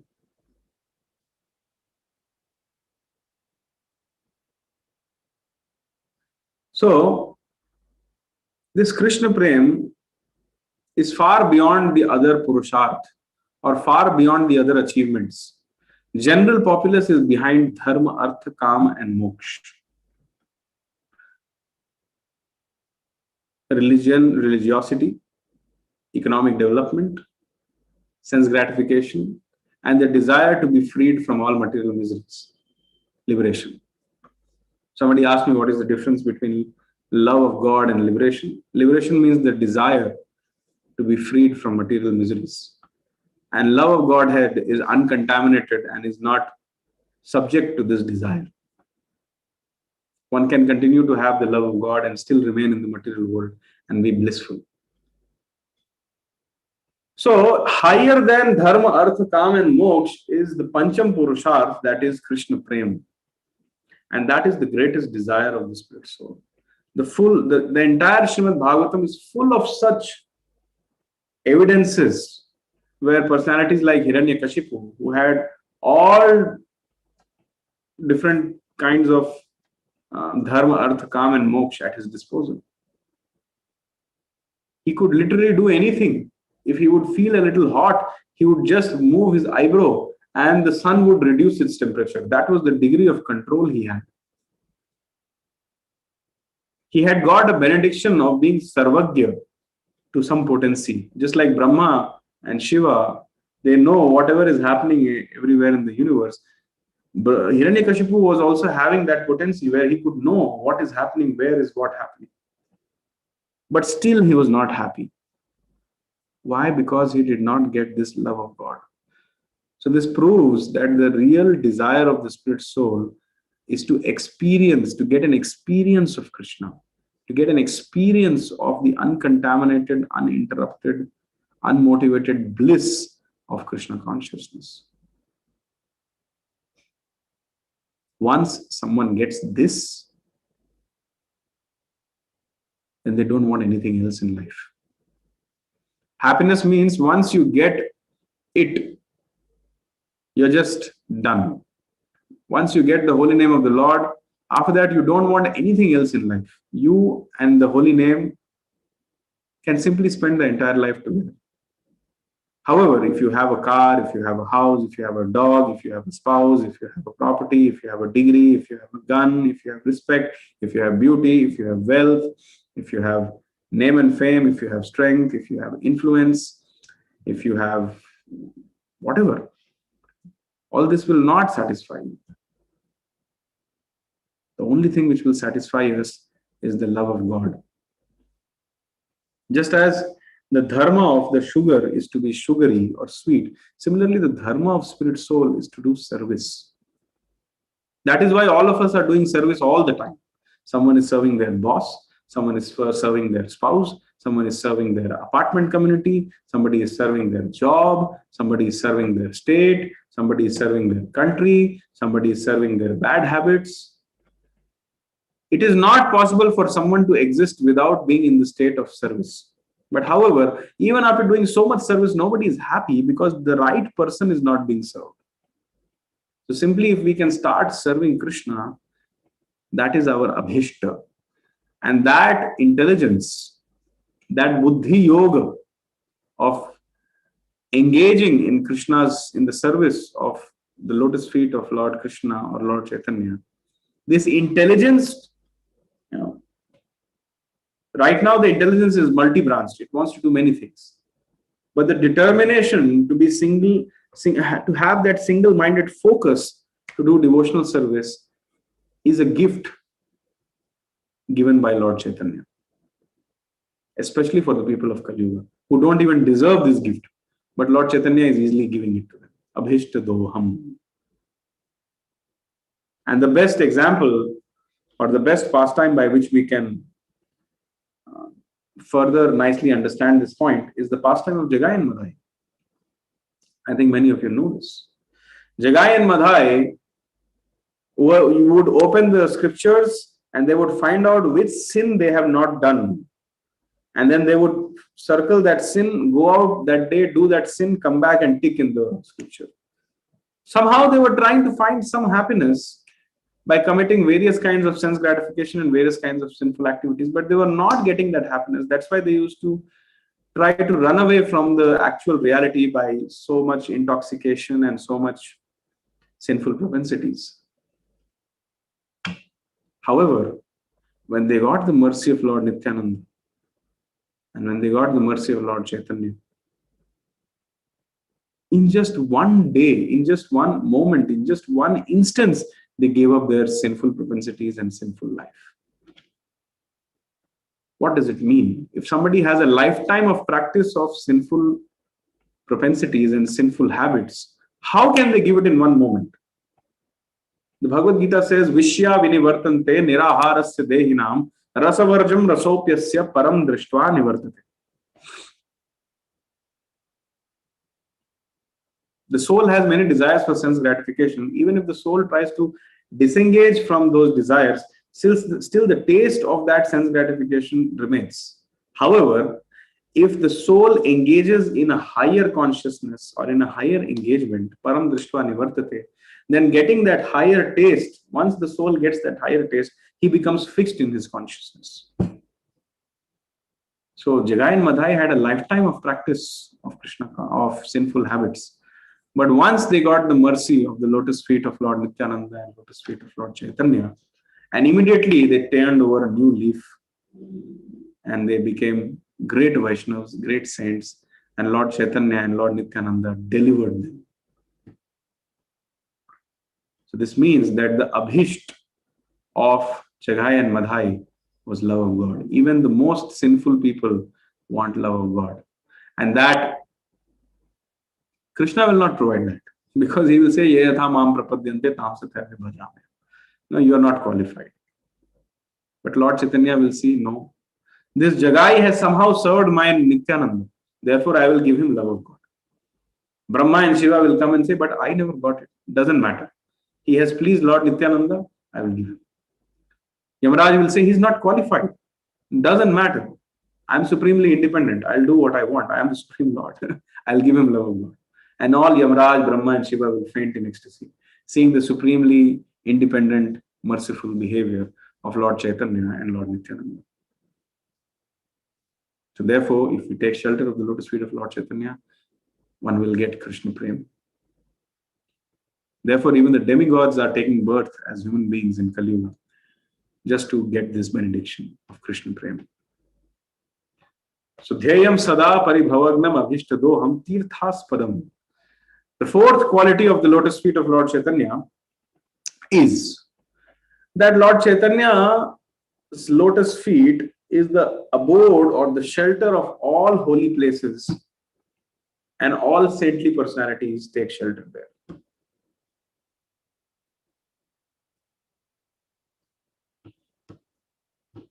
Especially in the Bharat Khanda or in the land of India, the Lord has appeared and has done various pastimes. The Lord has done pastimes scattered around the entire planet and scattered around the entire universe, but especially in the land of India, in the holy tract of India, many, many pastimes have been done. So therefore, India is a Tirth Sthal or a Tapobhumi.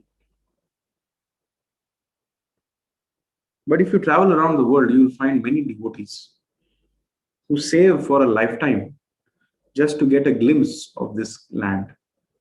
Sometimes they are able to get it, sometimes they are not able to get it. We may take it very cheaply. Oh, I just went to Ahobilam. Oh, I just went to Vrindavan. Oh, I just went to Jagannath Puri. But for few people, it takes a lifetime of saving to come. And some people cannot come also. So what they should do, even if they are not able to visit such holy dhams, simply if they take a photo or a deity of Lord Chaitanya and Lord Nityananda or the Panchatattva, and simply if they worship it in their home or wherever they stay, their home is becoming Vrindavan.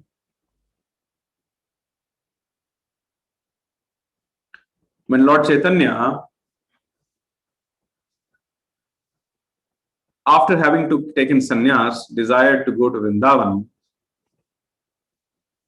Nityanand Prabhu desired, Nityanand Prabhu is the transcendental director of the pastimes of Lord Chaitanya. So he desired, Nityanand Prabhu thought, no, it is not good. He has taken sannyas. At least once he should meet his mother. At least once he should meet the residents of Navadvip. And he should not go to Vrindavan. He should go in a place where his mother will keep getting his news about his well-being. So Lord Nityananda asked Lord Chaitanya, where are you going? Lord Chaitanya said, I'm going to Vrindavan. That's all, finished. So Lord Nityananda ran ahead of Lord Chaitanya and he found some cowherd boys and he told them that when the most beautiful personality in the whole creation, who's wearing the dress, the color of whose dress is like the rising or the setting sun, when that moon-like personality comes to you and asks you which is the way to Vrindavan, you don't tell the right way, you tell the opposite way. So the boys, they heard Lord Nityananda and they said, yes, we'll do that, no problem. And then when Lord Chaitanya actually comes and asks, see, Lord Chaitanya knows everything. He knows what's happening, but he still does these pastimes for the pleasure of his devotees. He came and he asked those boys, which is the way to Vrindavan? And the boys said the opposite direction. That direction was towards Bengal or Shantipur. And so Lord Chaitanya went in that direction. And then he saw the Ganga. And then he asked someone, is this Yamuna? And Lord Nityananda had earlier met that person and told him the same thing, that when Lord Chaitanya will come and ask you, is this Ganga, is this Yamuna? You say yes. So as soon as Lord Chaitanya saw the Yamuna, he immediately jumped into it and started chanting, Hariharaya Namaha, Krishna Yadavaya Namaha, Yadavaya Madhavaya Keshavaya Namaha, Gopal Govindaram Shri Madhusudana, Giridhari Gopinath Madana Mohana. Like that, he started singing and dancing, and just like Krishna was playing in Yamuna, splashing the water of Yamuna with his hands, enticing Kaliya, like that, Lord Chaitanya, in the memory of Kaliya's pastimes, was singing and dancing. Automatically, a boat started coming towards Lord Chaitanya. And Lord Chaitanya was in ecstasy. The boat came and hit Lord Chaitanya. Lord Chaitanya opened his eyes and he saw, oh, here is a boat. And on the boat is sitting Advaita Acharya. So he asked Advaita Acharya, what are you doing in Vrindavan?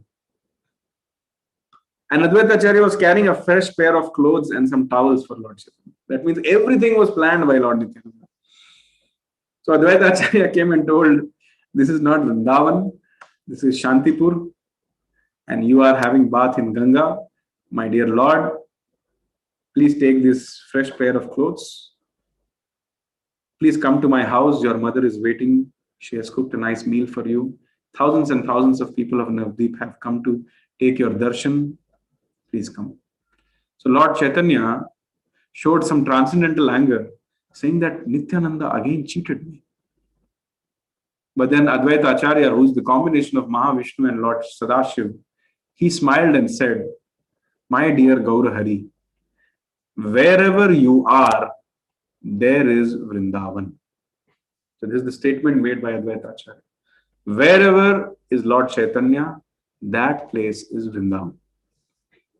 So therefore, Lord Chaitanya's lotus feet is the shelter of all holy places and all saintly personalities. It is Tirthaspadam. So don't be transcendentally sad or agitated if due to this corona situation we are not able to visit any holy places. Don't worry. Simply chant Hare Krishna, Krishna Krishna, Hare Hare, Hare Ram, Ram Ram, Hare Hare. And have a photo of the Panchatattva in your altar and daily offer obeisances to it and offer incense and arti to it. Sing, dance in front of the Panchatattva. Your home is as good as Vrindavan and you'll have the same transcendental emotions as Vrindavan. Why? Because the lotus feet of Lord Chaitanya is Tirthaspadam, and wherever there is Lord Chaitanya, that place is Vrindavan. So we have covered Dhyayam Sadam, Paribhavagnam Abhishtadoham Tirthaspadam Shiva Virinchi Nutam. So we will now understand how Lord Chaitanya is the abode of, how all the demigods are completely dependent on Lord Chaitanya. So much so that they cannot do anything without the mercy of Mahaprabhu.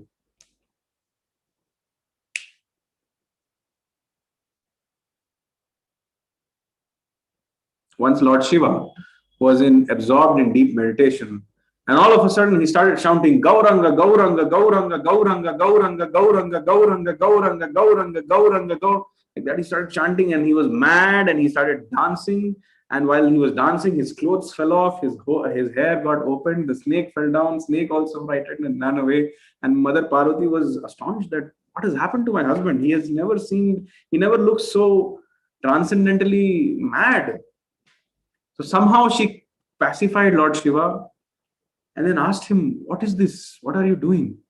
If you continue to dance like this, the universe will get destroyed. And then Lord Shiva said, what to do? As and when I'm just thinking and meditating on the name, form, qualities, pastimes of Gauranga, I can't control myself. So Mother Parvati said, earlier you were chanting the name of Ram. Now who is this Gauranga whose name you are chanting?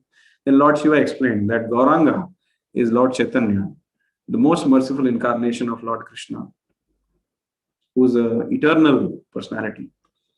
Then Mother Parvati started feeling sad. That how is it that you are my husband and you are experiencing such transcendental bliss and I'm not even experiencing anything about it? Tell me something about Gauranga and tell me what can I do to get this bliss which you are experiencing. After all, I'm your Ardhangini, I'm your half. So Lord Shiva instructs Mother Parvati that you kindly go to the Navadvip Dham and sit there and meditate on the lotus feet of Lord Chaitanya, chant his holy name. And then very soon, because Lord Chaitanya is very merciful, he will reveal himself to you. And then all your desires will be fulfilled. So Mother Parvati goes to the Navadvip. It's called as Navadvip, 9 islands. This Navadvip was personally made by Srimati Radharani. It's a very long story. That is a part of Navadvip Dham Mahatmya. So when I will talk about Navadvip Dham, then I will tell you basically how Navadvip was created. But as of now, you just know that Navadvip is a place created by Srimati Radharani for the pleasure of Krishna. Therefore, Krishna eternally resides in Navadvip as in the form of Sri Krishna Chaitanya Mahaprabhu. So, Mother Parvati went to Navadvip and she sat down in one place and started meditating on the lotus feet of Gauranga as per the description and instructions which she got from Lord Shiva. And after an intense meditation, Sri Krishna Chaitanya Mahaprabhu, Gauranga Mahaprabhu, not in his sannyas attire, but in his eternal attire which he used to have in Gauranga, in Navadvip, appeared. The most beautiful incarnation of the Lord, the golden complexioned Lord, Gaur Hari, appeared there. And Mother Parvati, when she saw the form of Gauranga, she fainted. Then Lord Chaitanya woke up Mother Parvati. And then Mother Parvati, the first thing which she did was to take the dust of the lotus feet of Gauranga and she put it, her hair was parted from between and she put it there, just like you put sindoor or vermilion. So she took the dust of lotus feet of Lord Chaitanya and she put it in her parted hair. And then she begged Lord Chaitanya that all your devotees are getting your mercy, but I am your Maya Shakti. My job is a very thankless job. My job is to keep testing the devotees and harassing them and just see whether they are serious for Krishna consciousness or not. Nobody thanks me. Nobody, all devotees get the association of each other, but no devotee wants my association. Every day they pray to you, oh Krishna, please keep me away from Maya. So how will I get delivered? What of me? How will ever I get Krishna prema? So in that way, Mother Parvati was pleading to Lord Chaitanya, and Lord Chaitanya mercifully explained to her that you are my energy. And it is because of you, because I have deputed you here in the material world, because of that, various pastimes are becoming possible. But don't worry. Immediately at this moment, I give you the love of God. And in that way, Lord Chaitanya gave love of God to Mother Parvati. And so the place where she was doing this austerity, tapasya, came to be known as Simantini Dweep. So when you go to Simantini Dweep, you will see that beautiful deity of Gauranga. And in front of that, Mother Parvati is sitting and Lord Chaitanya is blessing Mother Parvati. So what to speak of Shiva? Even the wife of Shiva are fully dependent on Lord Chaitanya. Similarly, Brahma, when he had kidnapped all the cows and calves and boyfriends and monkeys and birds of Krishna, just to check whether Krishna is the Supreme Personality or not, although when he returned them back, he was offering prayers. 10th canto, chapter 14 are those prayers, wonderful prayers. But Krishna was not paying attention to those prayers. He was constantly looking at his friends, and his friends were thinking, who is this four-headed person, some new friend of Krishna? Krishna is spending so much time with him. The time for our playing is getting lost. So they were signaling like this to Krishna, what is this? We are getting late. If you don't come on time, we'll not play with you. Ghar jao, like that they were saying. And Krishna was distracted. He was looking at his friends. He was looking at Brahma. And then he just told Brahma, Ab aap tum ghar jao. I don't have time to listen to you. I have to play. And then he went on and started playing with them. So Brahma was bewildered. He was not very clear whether I am actually forgiven or not. What Indra did is little useful also, because Indra showered so many thunderbolts on Govardhan and on Vrindavan, and as a result of that foolishness which Indra did, what was the result? Krishna was able to be united with all the people, all the souls in Raj Vrindavan for 7 days and 7 nights. So Krishna was happy, and when Indra begged for forgiveness, he forgave them. But what Brahma did, because of this task of Brahma, Krishna was separated from his part and parcels for 1 year. So in that sense, if you see, it is a more serious offense which Brahma has done. And Krishna was not paying any attention to his prayers only. He was like, you go fast, I have to go and play. So Brahma was full doubt that has Krishna forgiven me or not? And Brahma decided to follow in the footsteps of Mother Parvati, and he went to Navadvip and he did serious austerities there. He did deep meditation on the lotus feet of Lord Chaitanya. And then again, when Lord Chaitanya appeared in front of him, Brahma, who is the creator of the secondary creator of this entire universe, fainted. In fact, Lord Chaitanya, when he appeared in front of Brahma, he was in the Sankirtan mood. He came dancing and singing in front of Brahma with his hands raised. And when Brahma saw this most beautiful, most charming form of Lord Chaitanya, he could not handle it. Brahma, who has seen all the other incarnations of the Lord, could not handle the form of Lord Chaitanya, and he swooned and fainted in ecstasy. Lord Chaitanya woke him up, and then he started praying that you please forgive me. So many kalpas, thousands and thousands of cycles of 4 yugas have passed.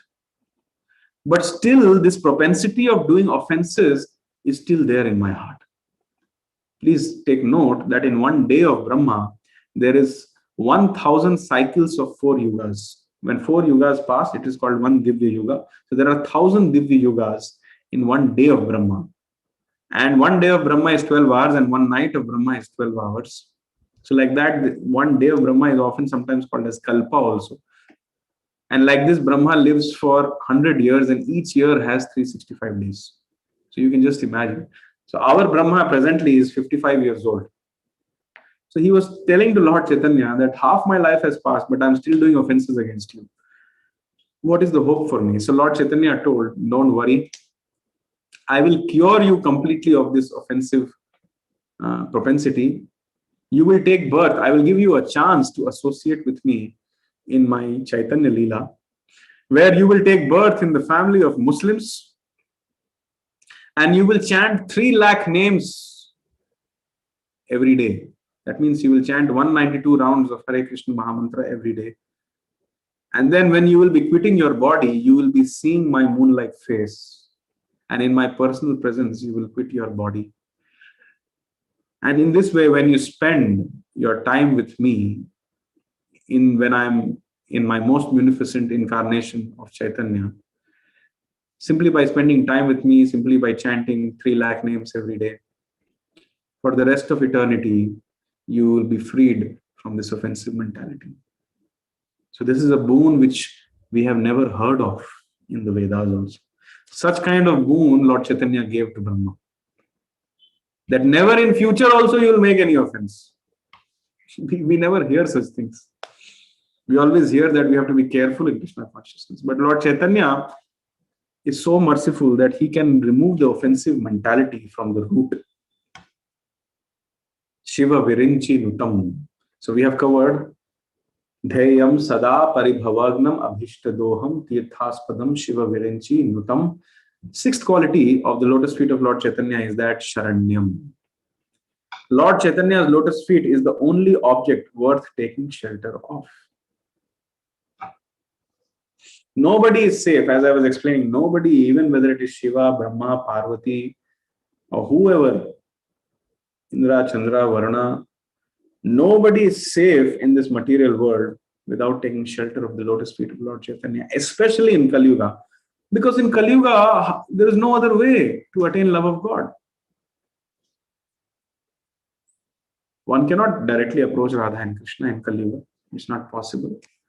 First, they have to come to the Anya Vilashita Shunyam platform. First, they have to really nullify all the other material desires and only have desires to serve Krishna and Guru and devotees of Krishna, which is a very, very exalted state.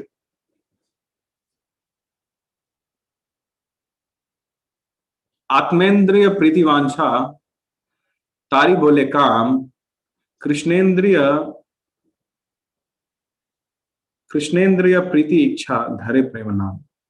The Chaitanya Charitamrita says, the desire to satisfy my own senses is lust. And the desire to serve and satisfy the senses of Krishna is love. So Chaitanya Charitamrita gives the difference between lust and love. If I am doing something for my own gratification, for my own happiness, for my own self or for my own extended self, and that is lust. And as long as we have lust, we are shackled in this material world, which is a prison, and the lust is the invisible bars of this material prison. Atmendriya priti vancha tari bole kam. Krishnendriya priti ichha dhare prem. When I am trying to satisfy the senses of Krishna, that is love. Therefore, it is said that in this material world, there is no love. Today, I was reading a purport, 4th canto, chapter 25, Shloka number 42. Just before this class, I gave a Bhagavatam class for the Sunday feast. In the purport, the last line of the purport, Srila Prabhupada says, therefore, in material world, the so-called conception of love is just sexual satisfaction. That's all. Prabhupada very boldly writes that the so-called conception of love in this material world is just sexual satisfaction. He is describing in that purport that how, okay, let's not get into the purport. It requires some maturity to understand it. One needs to know the 1st, 2nd, and 3rd canto. Otherwise, if I say those points here, unnecessary questions will come. But the point which I'm trying to say is that there is no love in this material world. As long as one is able to help me in my sense gratification, because I am a conditioned soul, I'm thinking I'm this body, and the highest pleasure at the bodily platform is sexual satisfaction. So as long as somebody is giving me that, they are my friend, and I will call it as love. But that is not giving me happiness. If sexual satisfaction was the standard of happiness, then the prostitutes of this world would have been the happiest people. But they are the most miserable people. So the point which I'm trying to make here is that love can only exist at a spiritual platform. Love means unmotivated, uninterrupted. Pragadh premera ei swabhave achar nij dukh vignadi na kare vichar. Another statement from Chaitanya Charitamrita. Which means if there is ample reason for the dissolution of a conjugal relationship, and yet such dissolution does not take place, then such a relationship of intimate love is called pure. If there is impediment, disagreement, problems, obstacles, non-cooperation, thousands of reasons for breaking a relationship, still if the relationship is not being broken and the person is serving the beloved without any expectation in a climate of respect and cooperation, despite all different obstacles, impediments, dissatisfaction, and obstacles, then that relationship is called pure. Pragadh premera ei swabhave achar nij dukh vignadi na kare vichar. And in the same purport which I'm reading, Prabhupada says, the predominated gopis were bound to Krishna in such pure love. Please take note. Prabhupada is very carefully selecting the words. He's using the word predominated gopis. Now, everybody feels happy when they dominate the other person. Their sense of happiness is how I can dominate. But here, the predominated gopis were bound to Krishna in such pure love. For the gopis, there was no question of sexual love based on sense gratification. Their only engagement in life was to see Krishna happy in all respects, regardless of their own personal interests. Nij dukh vignadi na kare vichar. The gopis had to go through so much ordeal. They were outcast from the society, but they did not care for all that. All they wanted was that Krishna should be happy. They dedicated their souls and their lives simply for the satisfaction of Krishna. And there was not even the slightest tinge of sexual love between gopis and Krishna.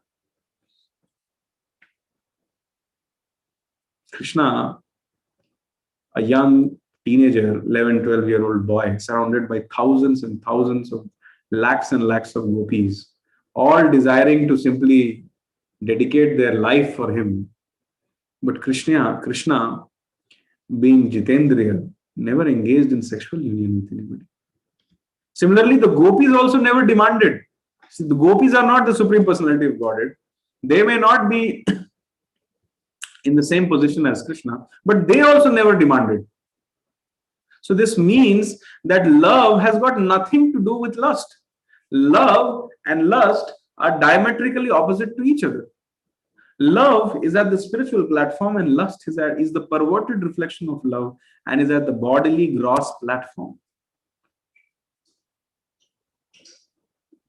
So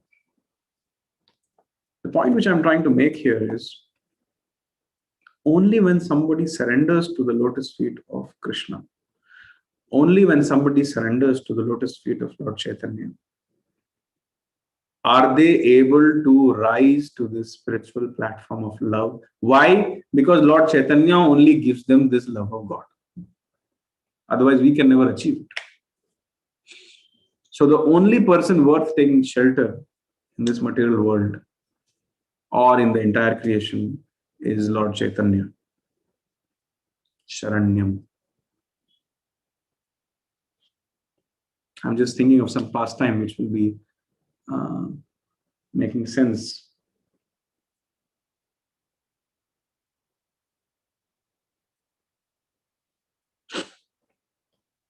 Yeah, the pastime of Raghunath Das Goswami, or even before that.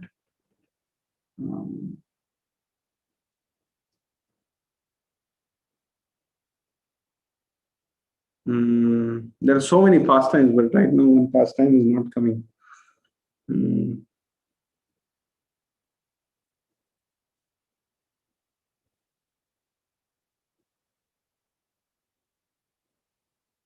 The pastime of Sarvabhaum Bhattacharya. He was such a great scholar. All the scholars of the entire planet would come and take lessons from him.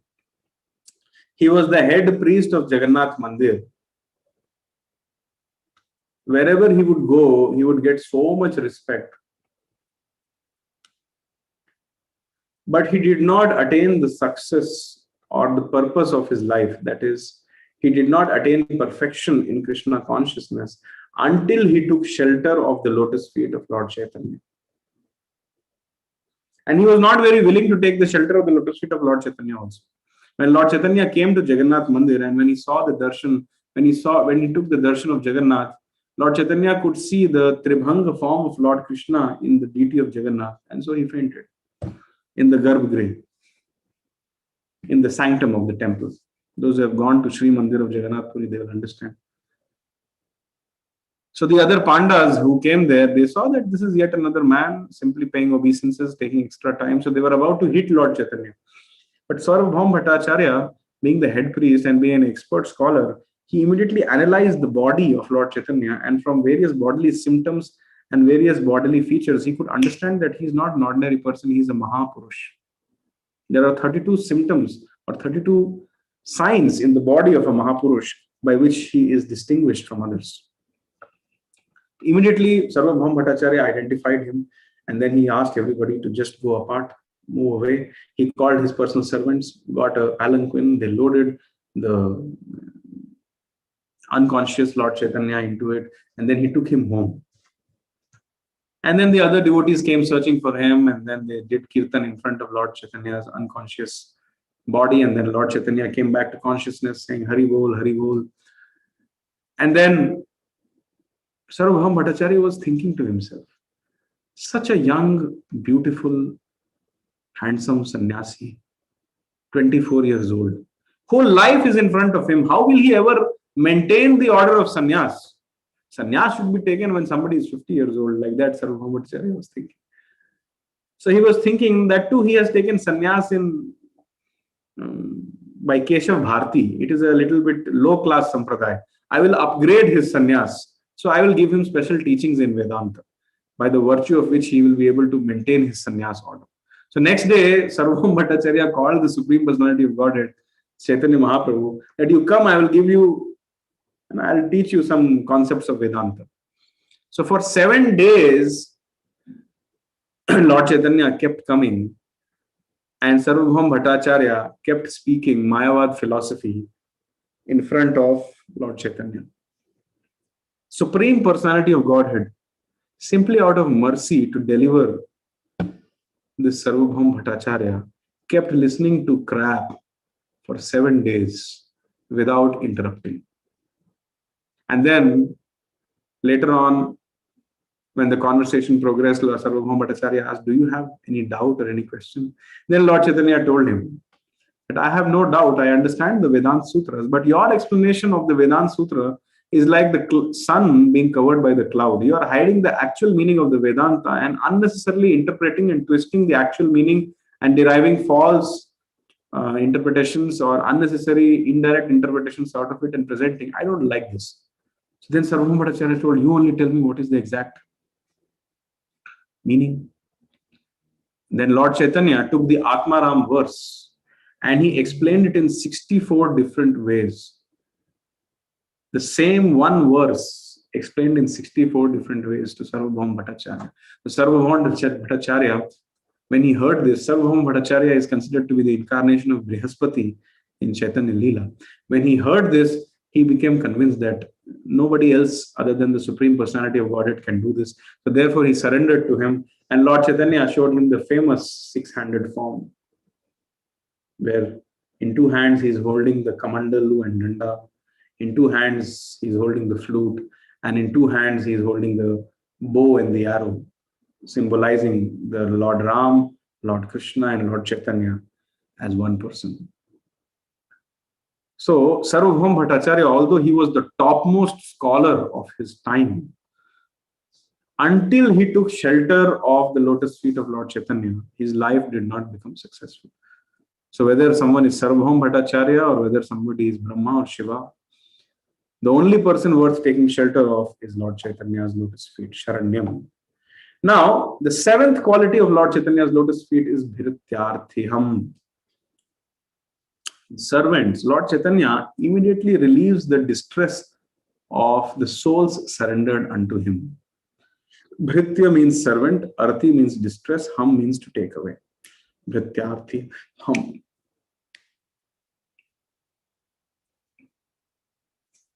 I don't need to explain this because this is the current, even Lord Krishna is called as Hey Krishna Karuna Sindhu Dina Bandhu Jagatpathe Gopesha Gopika Kanta Radha Kanta Namustate.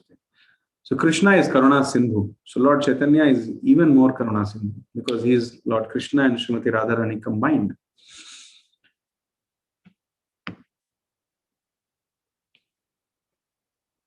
There was a very saintly Brahmana whose name was Vasudev. Or you can, Vasudev was the name. But somehow or the other, he was inflicted with leprosy. And his whole body was full of wounds.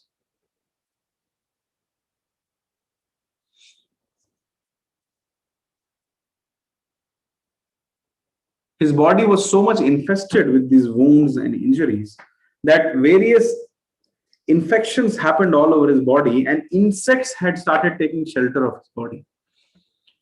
But this Vasudev, the leper Brahmana or the leprosy Brahmana, was so much surrendered to the lotus feet of Lord Chaitanya and so much well versed in the principles of Srimad Bhagavatam and devotional service and Bhagavad Gita in general, that he knew that nothing happens without the will, transcendental sweet will of Lord Chaitanya. So his mood in this suffering condition was that in this mood of in this position of suffering, he was constantly remembering Lord Chaitanya. So much so that if an insect would fall down from his body, he would pick up that insect and again put it in the body, thinking that I am starving, why should the insect starve? Let it eat the flesh of my body. Let someone be at least be peaceful in this forest fire of material existence. That was the mood of Vasudev. Once Vasudev came to know that Lord Chaitanya is visiting this place where Lord Chaitanya was visiting is somewhere close to, it's called as the Kurma Kshetra. I'm just forgetting the name of that place. It's in Andhra Pradesh. Okay, I'm forgetting the name of that place. Rajmundry. Somewhere near Rajmundry, Lord Chaitanya was on his South Indian tour and he was visiting. And this Vasudev Brahman, he came to know that the Supreme Personality has come here. But he was in a very weak condition and he was just moving, somehow going. But by the time he reached the place, he came to know that Lord Chaitanya has already left and he has moved forward to some other destination. When he heard this, his heart became so much sorry that his only chance in this life to see Krishna has also lost. And he was so sad that he just collapsed at that place when he came to know that Lord Chaitanya has left. He was feeling so much pain of separation from Lord Chaitanya. It cannot be described in words. Lord Chaitanya, who is the Paramatma in everybody's heart, he was walking away, and when he saw, although he can see everything, but he was very far away, and when he saw this Vasudev leaper who was experiencing so much pain from separation, Lord Chaitanya returned back. He again traveled a few kilometers and he came back to the spot where Vasudev had fainted, and he picked up Vasudev and he embraced him. And the moment Lord Chaitanya embraced him, all these leprosy, diseases, infections, in a moment vanished away. And the body of Vasudev became same golden complexion like that of Lord Chaitanya, and he became a beautiful, handsome young man.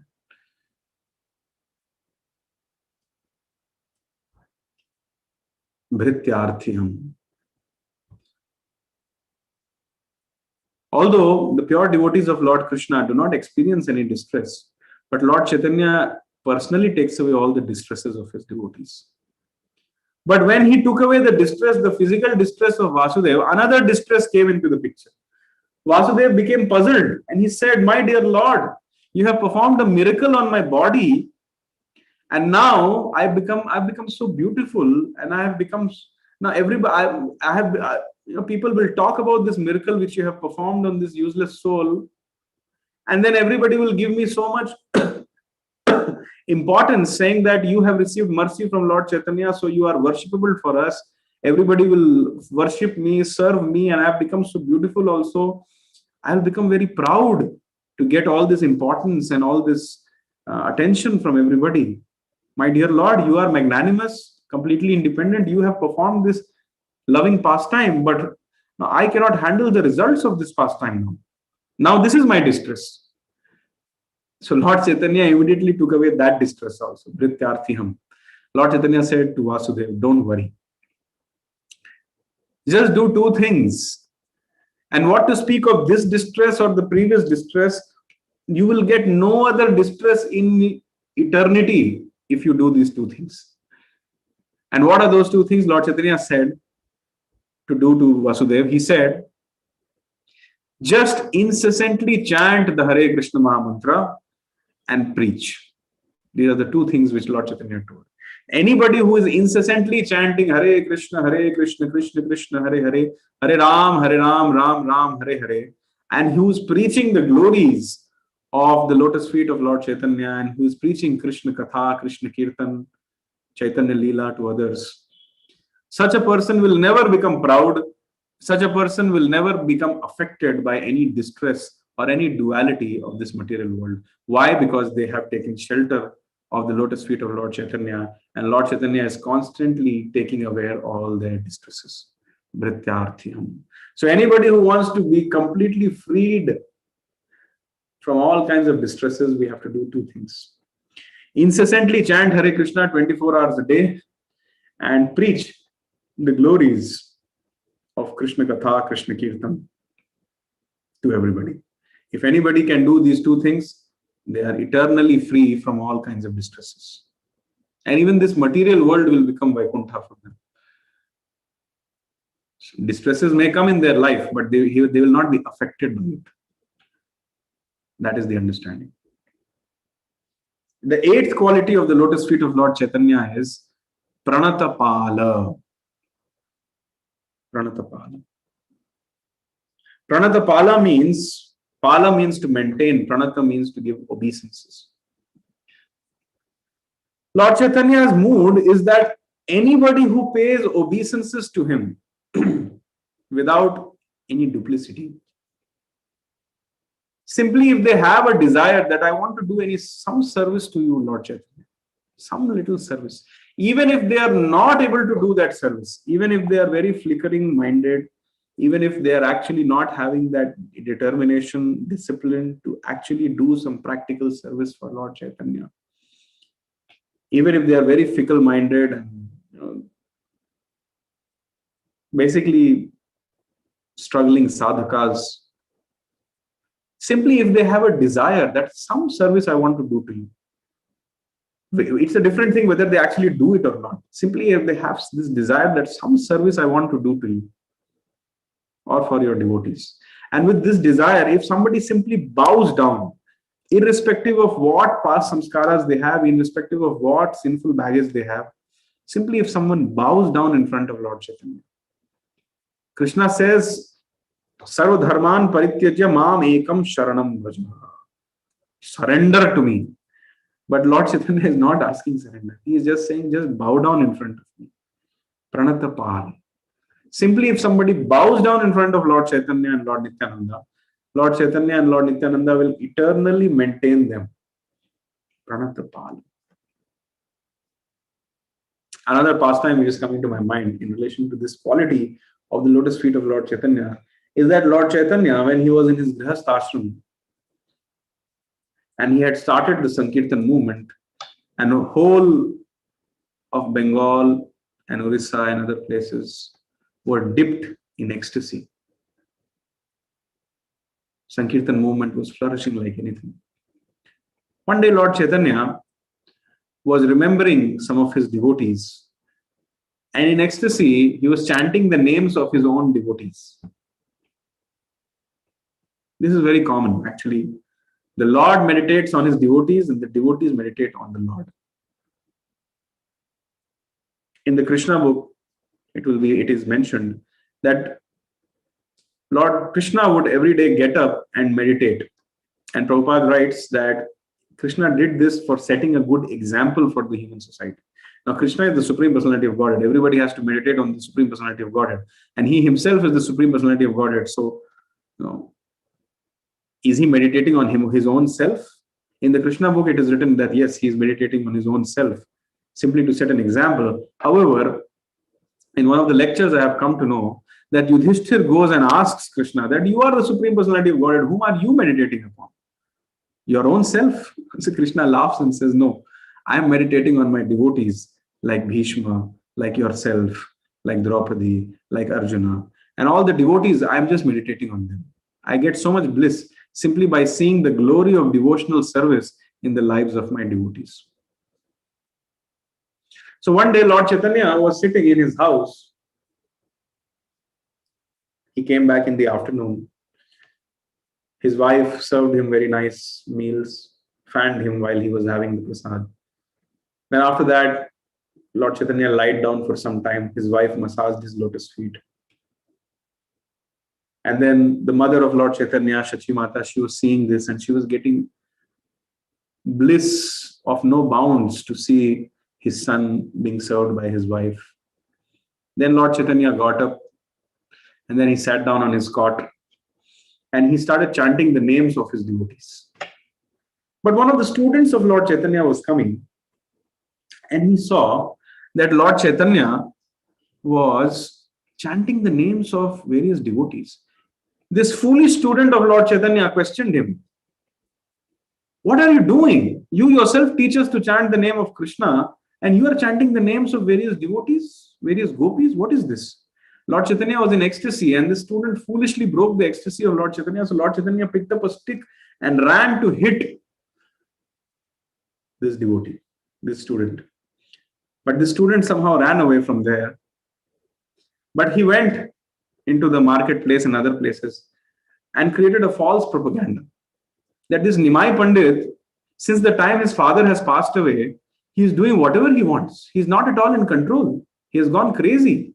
Today he tried to hit me. He was chanting the names of gopis and he was chanting the names of other devotees. And when I asked him, why are you not chanting the name of Krishna? Why are you chanting the names of devotees? He began to beat me.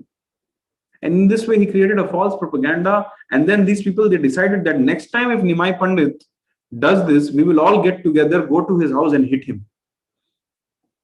So when Lord Chaitanya saw this, just like Lord Ram felt very bad when the public criticized unnecessarily Mother Sita, similar emotion Lord Chaitanya had at this point of time.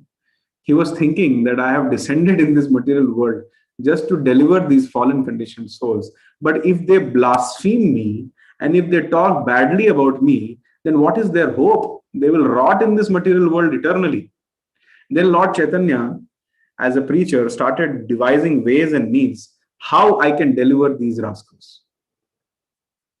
So Lord Chaitanya thought that I'm a grihastha right now, so probably they may not respect me. But somehow, if I take sannyas, whether they respect me or whether they don't respect me, but if when they will see me, then out of obligation, they will bow down before me. So 500 years ago, in the land of India, this was the custom, the culture, that whenever a sannyasi is seen, immediately one should bow down. Now also in ISKCON, we follow this custom. Whenever we see a sannyasi, the first thing which we do is bow down. Whether I know that sannyasi or not, whether I like him or not, that's a different question. So Lord Chaitanya thought that these people are going to hell by blaspheming me and by criticizing me. However, if I take sannyas, just see the selfless mood of Lord Chaitanya. He's not Nij dukh vignadi na kare vichar. He's not thinking about his 16-year-old wife. He's not thinking about his old mother. He's not thinking the intense pain of separation which the devotees of Navadvip will feel when he leaves Navadvip. He's not thinking the ocean of tears in which his mother will be submerged when she'll not find him one morning. He's not thinking how his 16-year-old wife, the small girl who is not yet had a child till now, will feel in the absence of Lord Chaitanya. Lord Chaitanya is simply thinking about the conditioned living entities. And he decides in that moment that I will take sannyas. Because when I will take sannyas, this controversy will end. And people will give obeisances to me because I am a sannyasi. Whether they like me or not, they'll give me obeisances. And just because they are giving me obeisances, I'll give them love of God and I'll take them home back to God. These are the characteristics of a Mahapurush. So Lord Chaitanya took sannyas. So therefore, Pranatapala, the 8th quality of the lotus feet of Lord Chaitanya is that anybody who gives obeisances to the lotus feet of Lord Chaitanya without duplicity, Lord Chaitanya eternally takes care of their material and spiritual life. And the last quality, actually there are endless qualities, but just to inspire myself, purify myself and the students here in this session, I decided to take this verse which talks about 9 qualities. Actually, there are unlimited qualities. But the 9th quality of the lotus feet of Lord Chaitanya is Bhavabdipotam. Anybody who takes shelter of the lotus feet of Lord Chaitanya, this material ocean of birth and death, which has no end, no beginning, no shores, nothing, becomes as small as the footprint of a calf. Now, how do you cross over the footprint of a calf? Just like that. So somebody who takes shelter of the lotus feet of Lord Chaitanya, this unfathomable, infinite ocean of birth and death shrinks to the size of the footprint of a calf. So therefore, one can easily cross over this footprint of a calf, which is actually the infinite ocean of birth and death. So therefore, the lotus feet of Lord Chaitanya is called as a boat which helps someone to cross over the ocean of birth and death. Bhavabdipotam. Even the demigods have said so many times in so many places.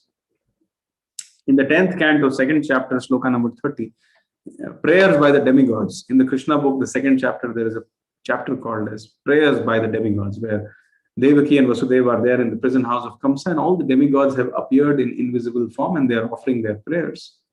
And in one of the prayers, that is the 30th shloka of the second chapter of the 10th canto of Bhagavatam, the demigods are saying, O lotus-eyed Lord, by concentrating one's meditation on your lotus feet, which are the reservoir of all existence, and by accepting those lotus feet as the boat by which to cross this ocean of nescience, one follows in the footsteps of great devotees. By this simple process, one can cross over the ocean of birth and death as easily as one steps over the hoof print of a calf.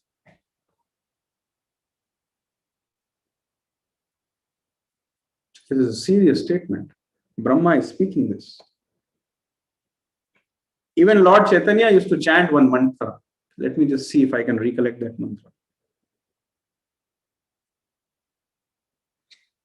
Etam sa asthaya paratmanishtham adhyasitam purvatamair maharshibhi aham tarishyami duranta param tamo mukundangri nishevayaiva.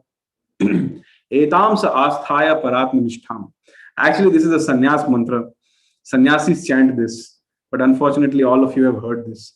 Now, all of you will chant this.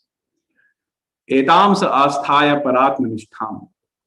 Anybody who wants to take shelter of the lotus feet of Lord Chaitanya should chant this mantra, whether a brahmachari or a grihastha or a sannyasi or a vanaprasthi. My Guru Maharaj in a lecture publicly told this mantra. And the Bhagavatam publicly tells this mantra. So that means all of us should chant this mantra.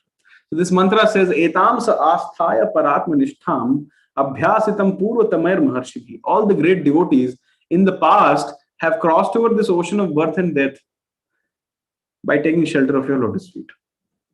Aham tarishyami durant param. I will also do the same. Tamo mukundangri nishevaye. By simply serving the lotus feet of Mukunda. The word Mukunda means giver, one who gives freedom from the ocean of birth and death. So tamo mukundangri nishevaye. So one who takes a solemn vow that I will be henceforth properly engaged in the service of the lotus feet of Mukunda, they will also very easily cross over this ocean of birth and death, just like the earlier saints and devotees have done. So Lord Chaitanya would be chanting this mantra. And all of us should chant this mantra. So this is the ninth quality of the lotus feet of the Lord, that it is a boat in which we can simply sit down like this and the boat will take us home back to God. All we have to do is not jump out of this boat. And the name of this boat is called ISKCON. Prabhupada has made a transcendental boat and he is at the deck of this boat, leading the boat as a captain.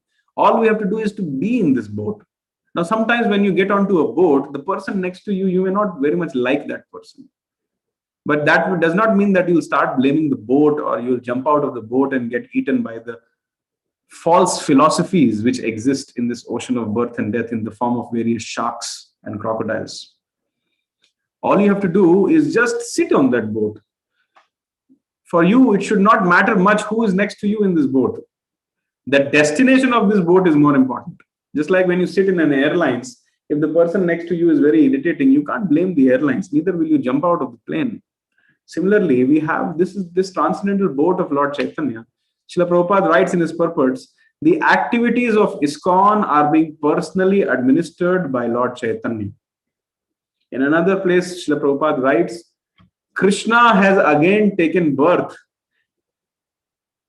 in the movement of ISKCON. Like that. So, simply if we remain a part of this transcendental institution, and if we just stick on to it, end result is that we will be standing in front of Krishna face to face one day. And I don't know what will happen after that. When you go there, you can find out for yourself. But we will not even realize when we went back home, back to God. That will be the situation. So don't jump out of this boat. Tightly hold on to the lotus feet of Lord Chaitanya. And in this way, Vande Mahapurushate Charanarvindam. Kindly worship the lotus feet of Lord Chaitanya. Simply worship the lotus feet of Lord Chaitanya and Lord Nityananda with full attention and with full concentration and with full dridha nischay, dridha vishwas, full faith. That these two lords, Lord Chaitanya and Lord Nityananda, they can do any miracle. They can do, for them nothing is impossible. So, bhajo bhajo bhai, Chaitanya Nitai, sudridha vishwasa kuri. Simply worship Lord Chaitanya and Lord Nityananda, knowing the glories of the lotus feet of Nitai Pada Kamala. And today we discussed some glories of the lotus feet of Lord Chaitanya. Simply, if we pass one lifetime in a disinterested, obligatory way, just in a disinterested, obligatory way, we can be performing our prescribed duties. But the real abhishta of our life is to be devoted to Lord Chaitanya and Lord Nityananda. If we pass one lifetime like this, then the result is glorious. We have passed many lifetimes dedicated to so many other false things. Let's pass one lifetime sitting in the boat of Srila Prabhupada, dedicated to Lord Chaitanya and Lord Nityananda, and just see what is the result of doing that. So with this, I would like to conclude today's discussion. However, I still have some points to speak, but I don't know if it is time enough. I can postpone this for the next session also. But I need to get an opinion. I need another. My session officially is over, but I want to convey some important services to all of you. So for that, I need another 10 minutes. Do we have time? If we have time, please type yes in the chat box. If you type no in the chat box, then I have no problem. We will just chant one round of Hare Krishna Maha Mantra, and we will wrap up today's session. Okay, one person has said no.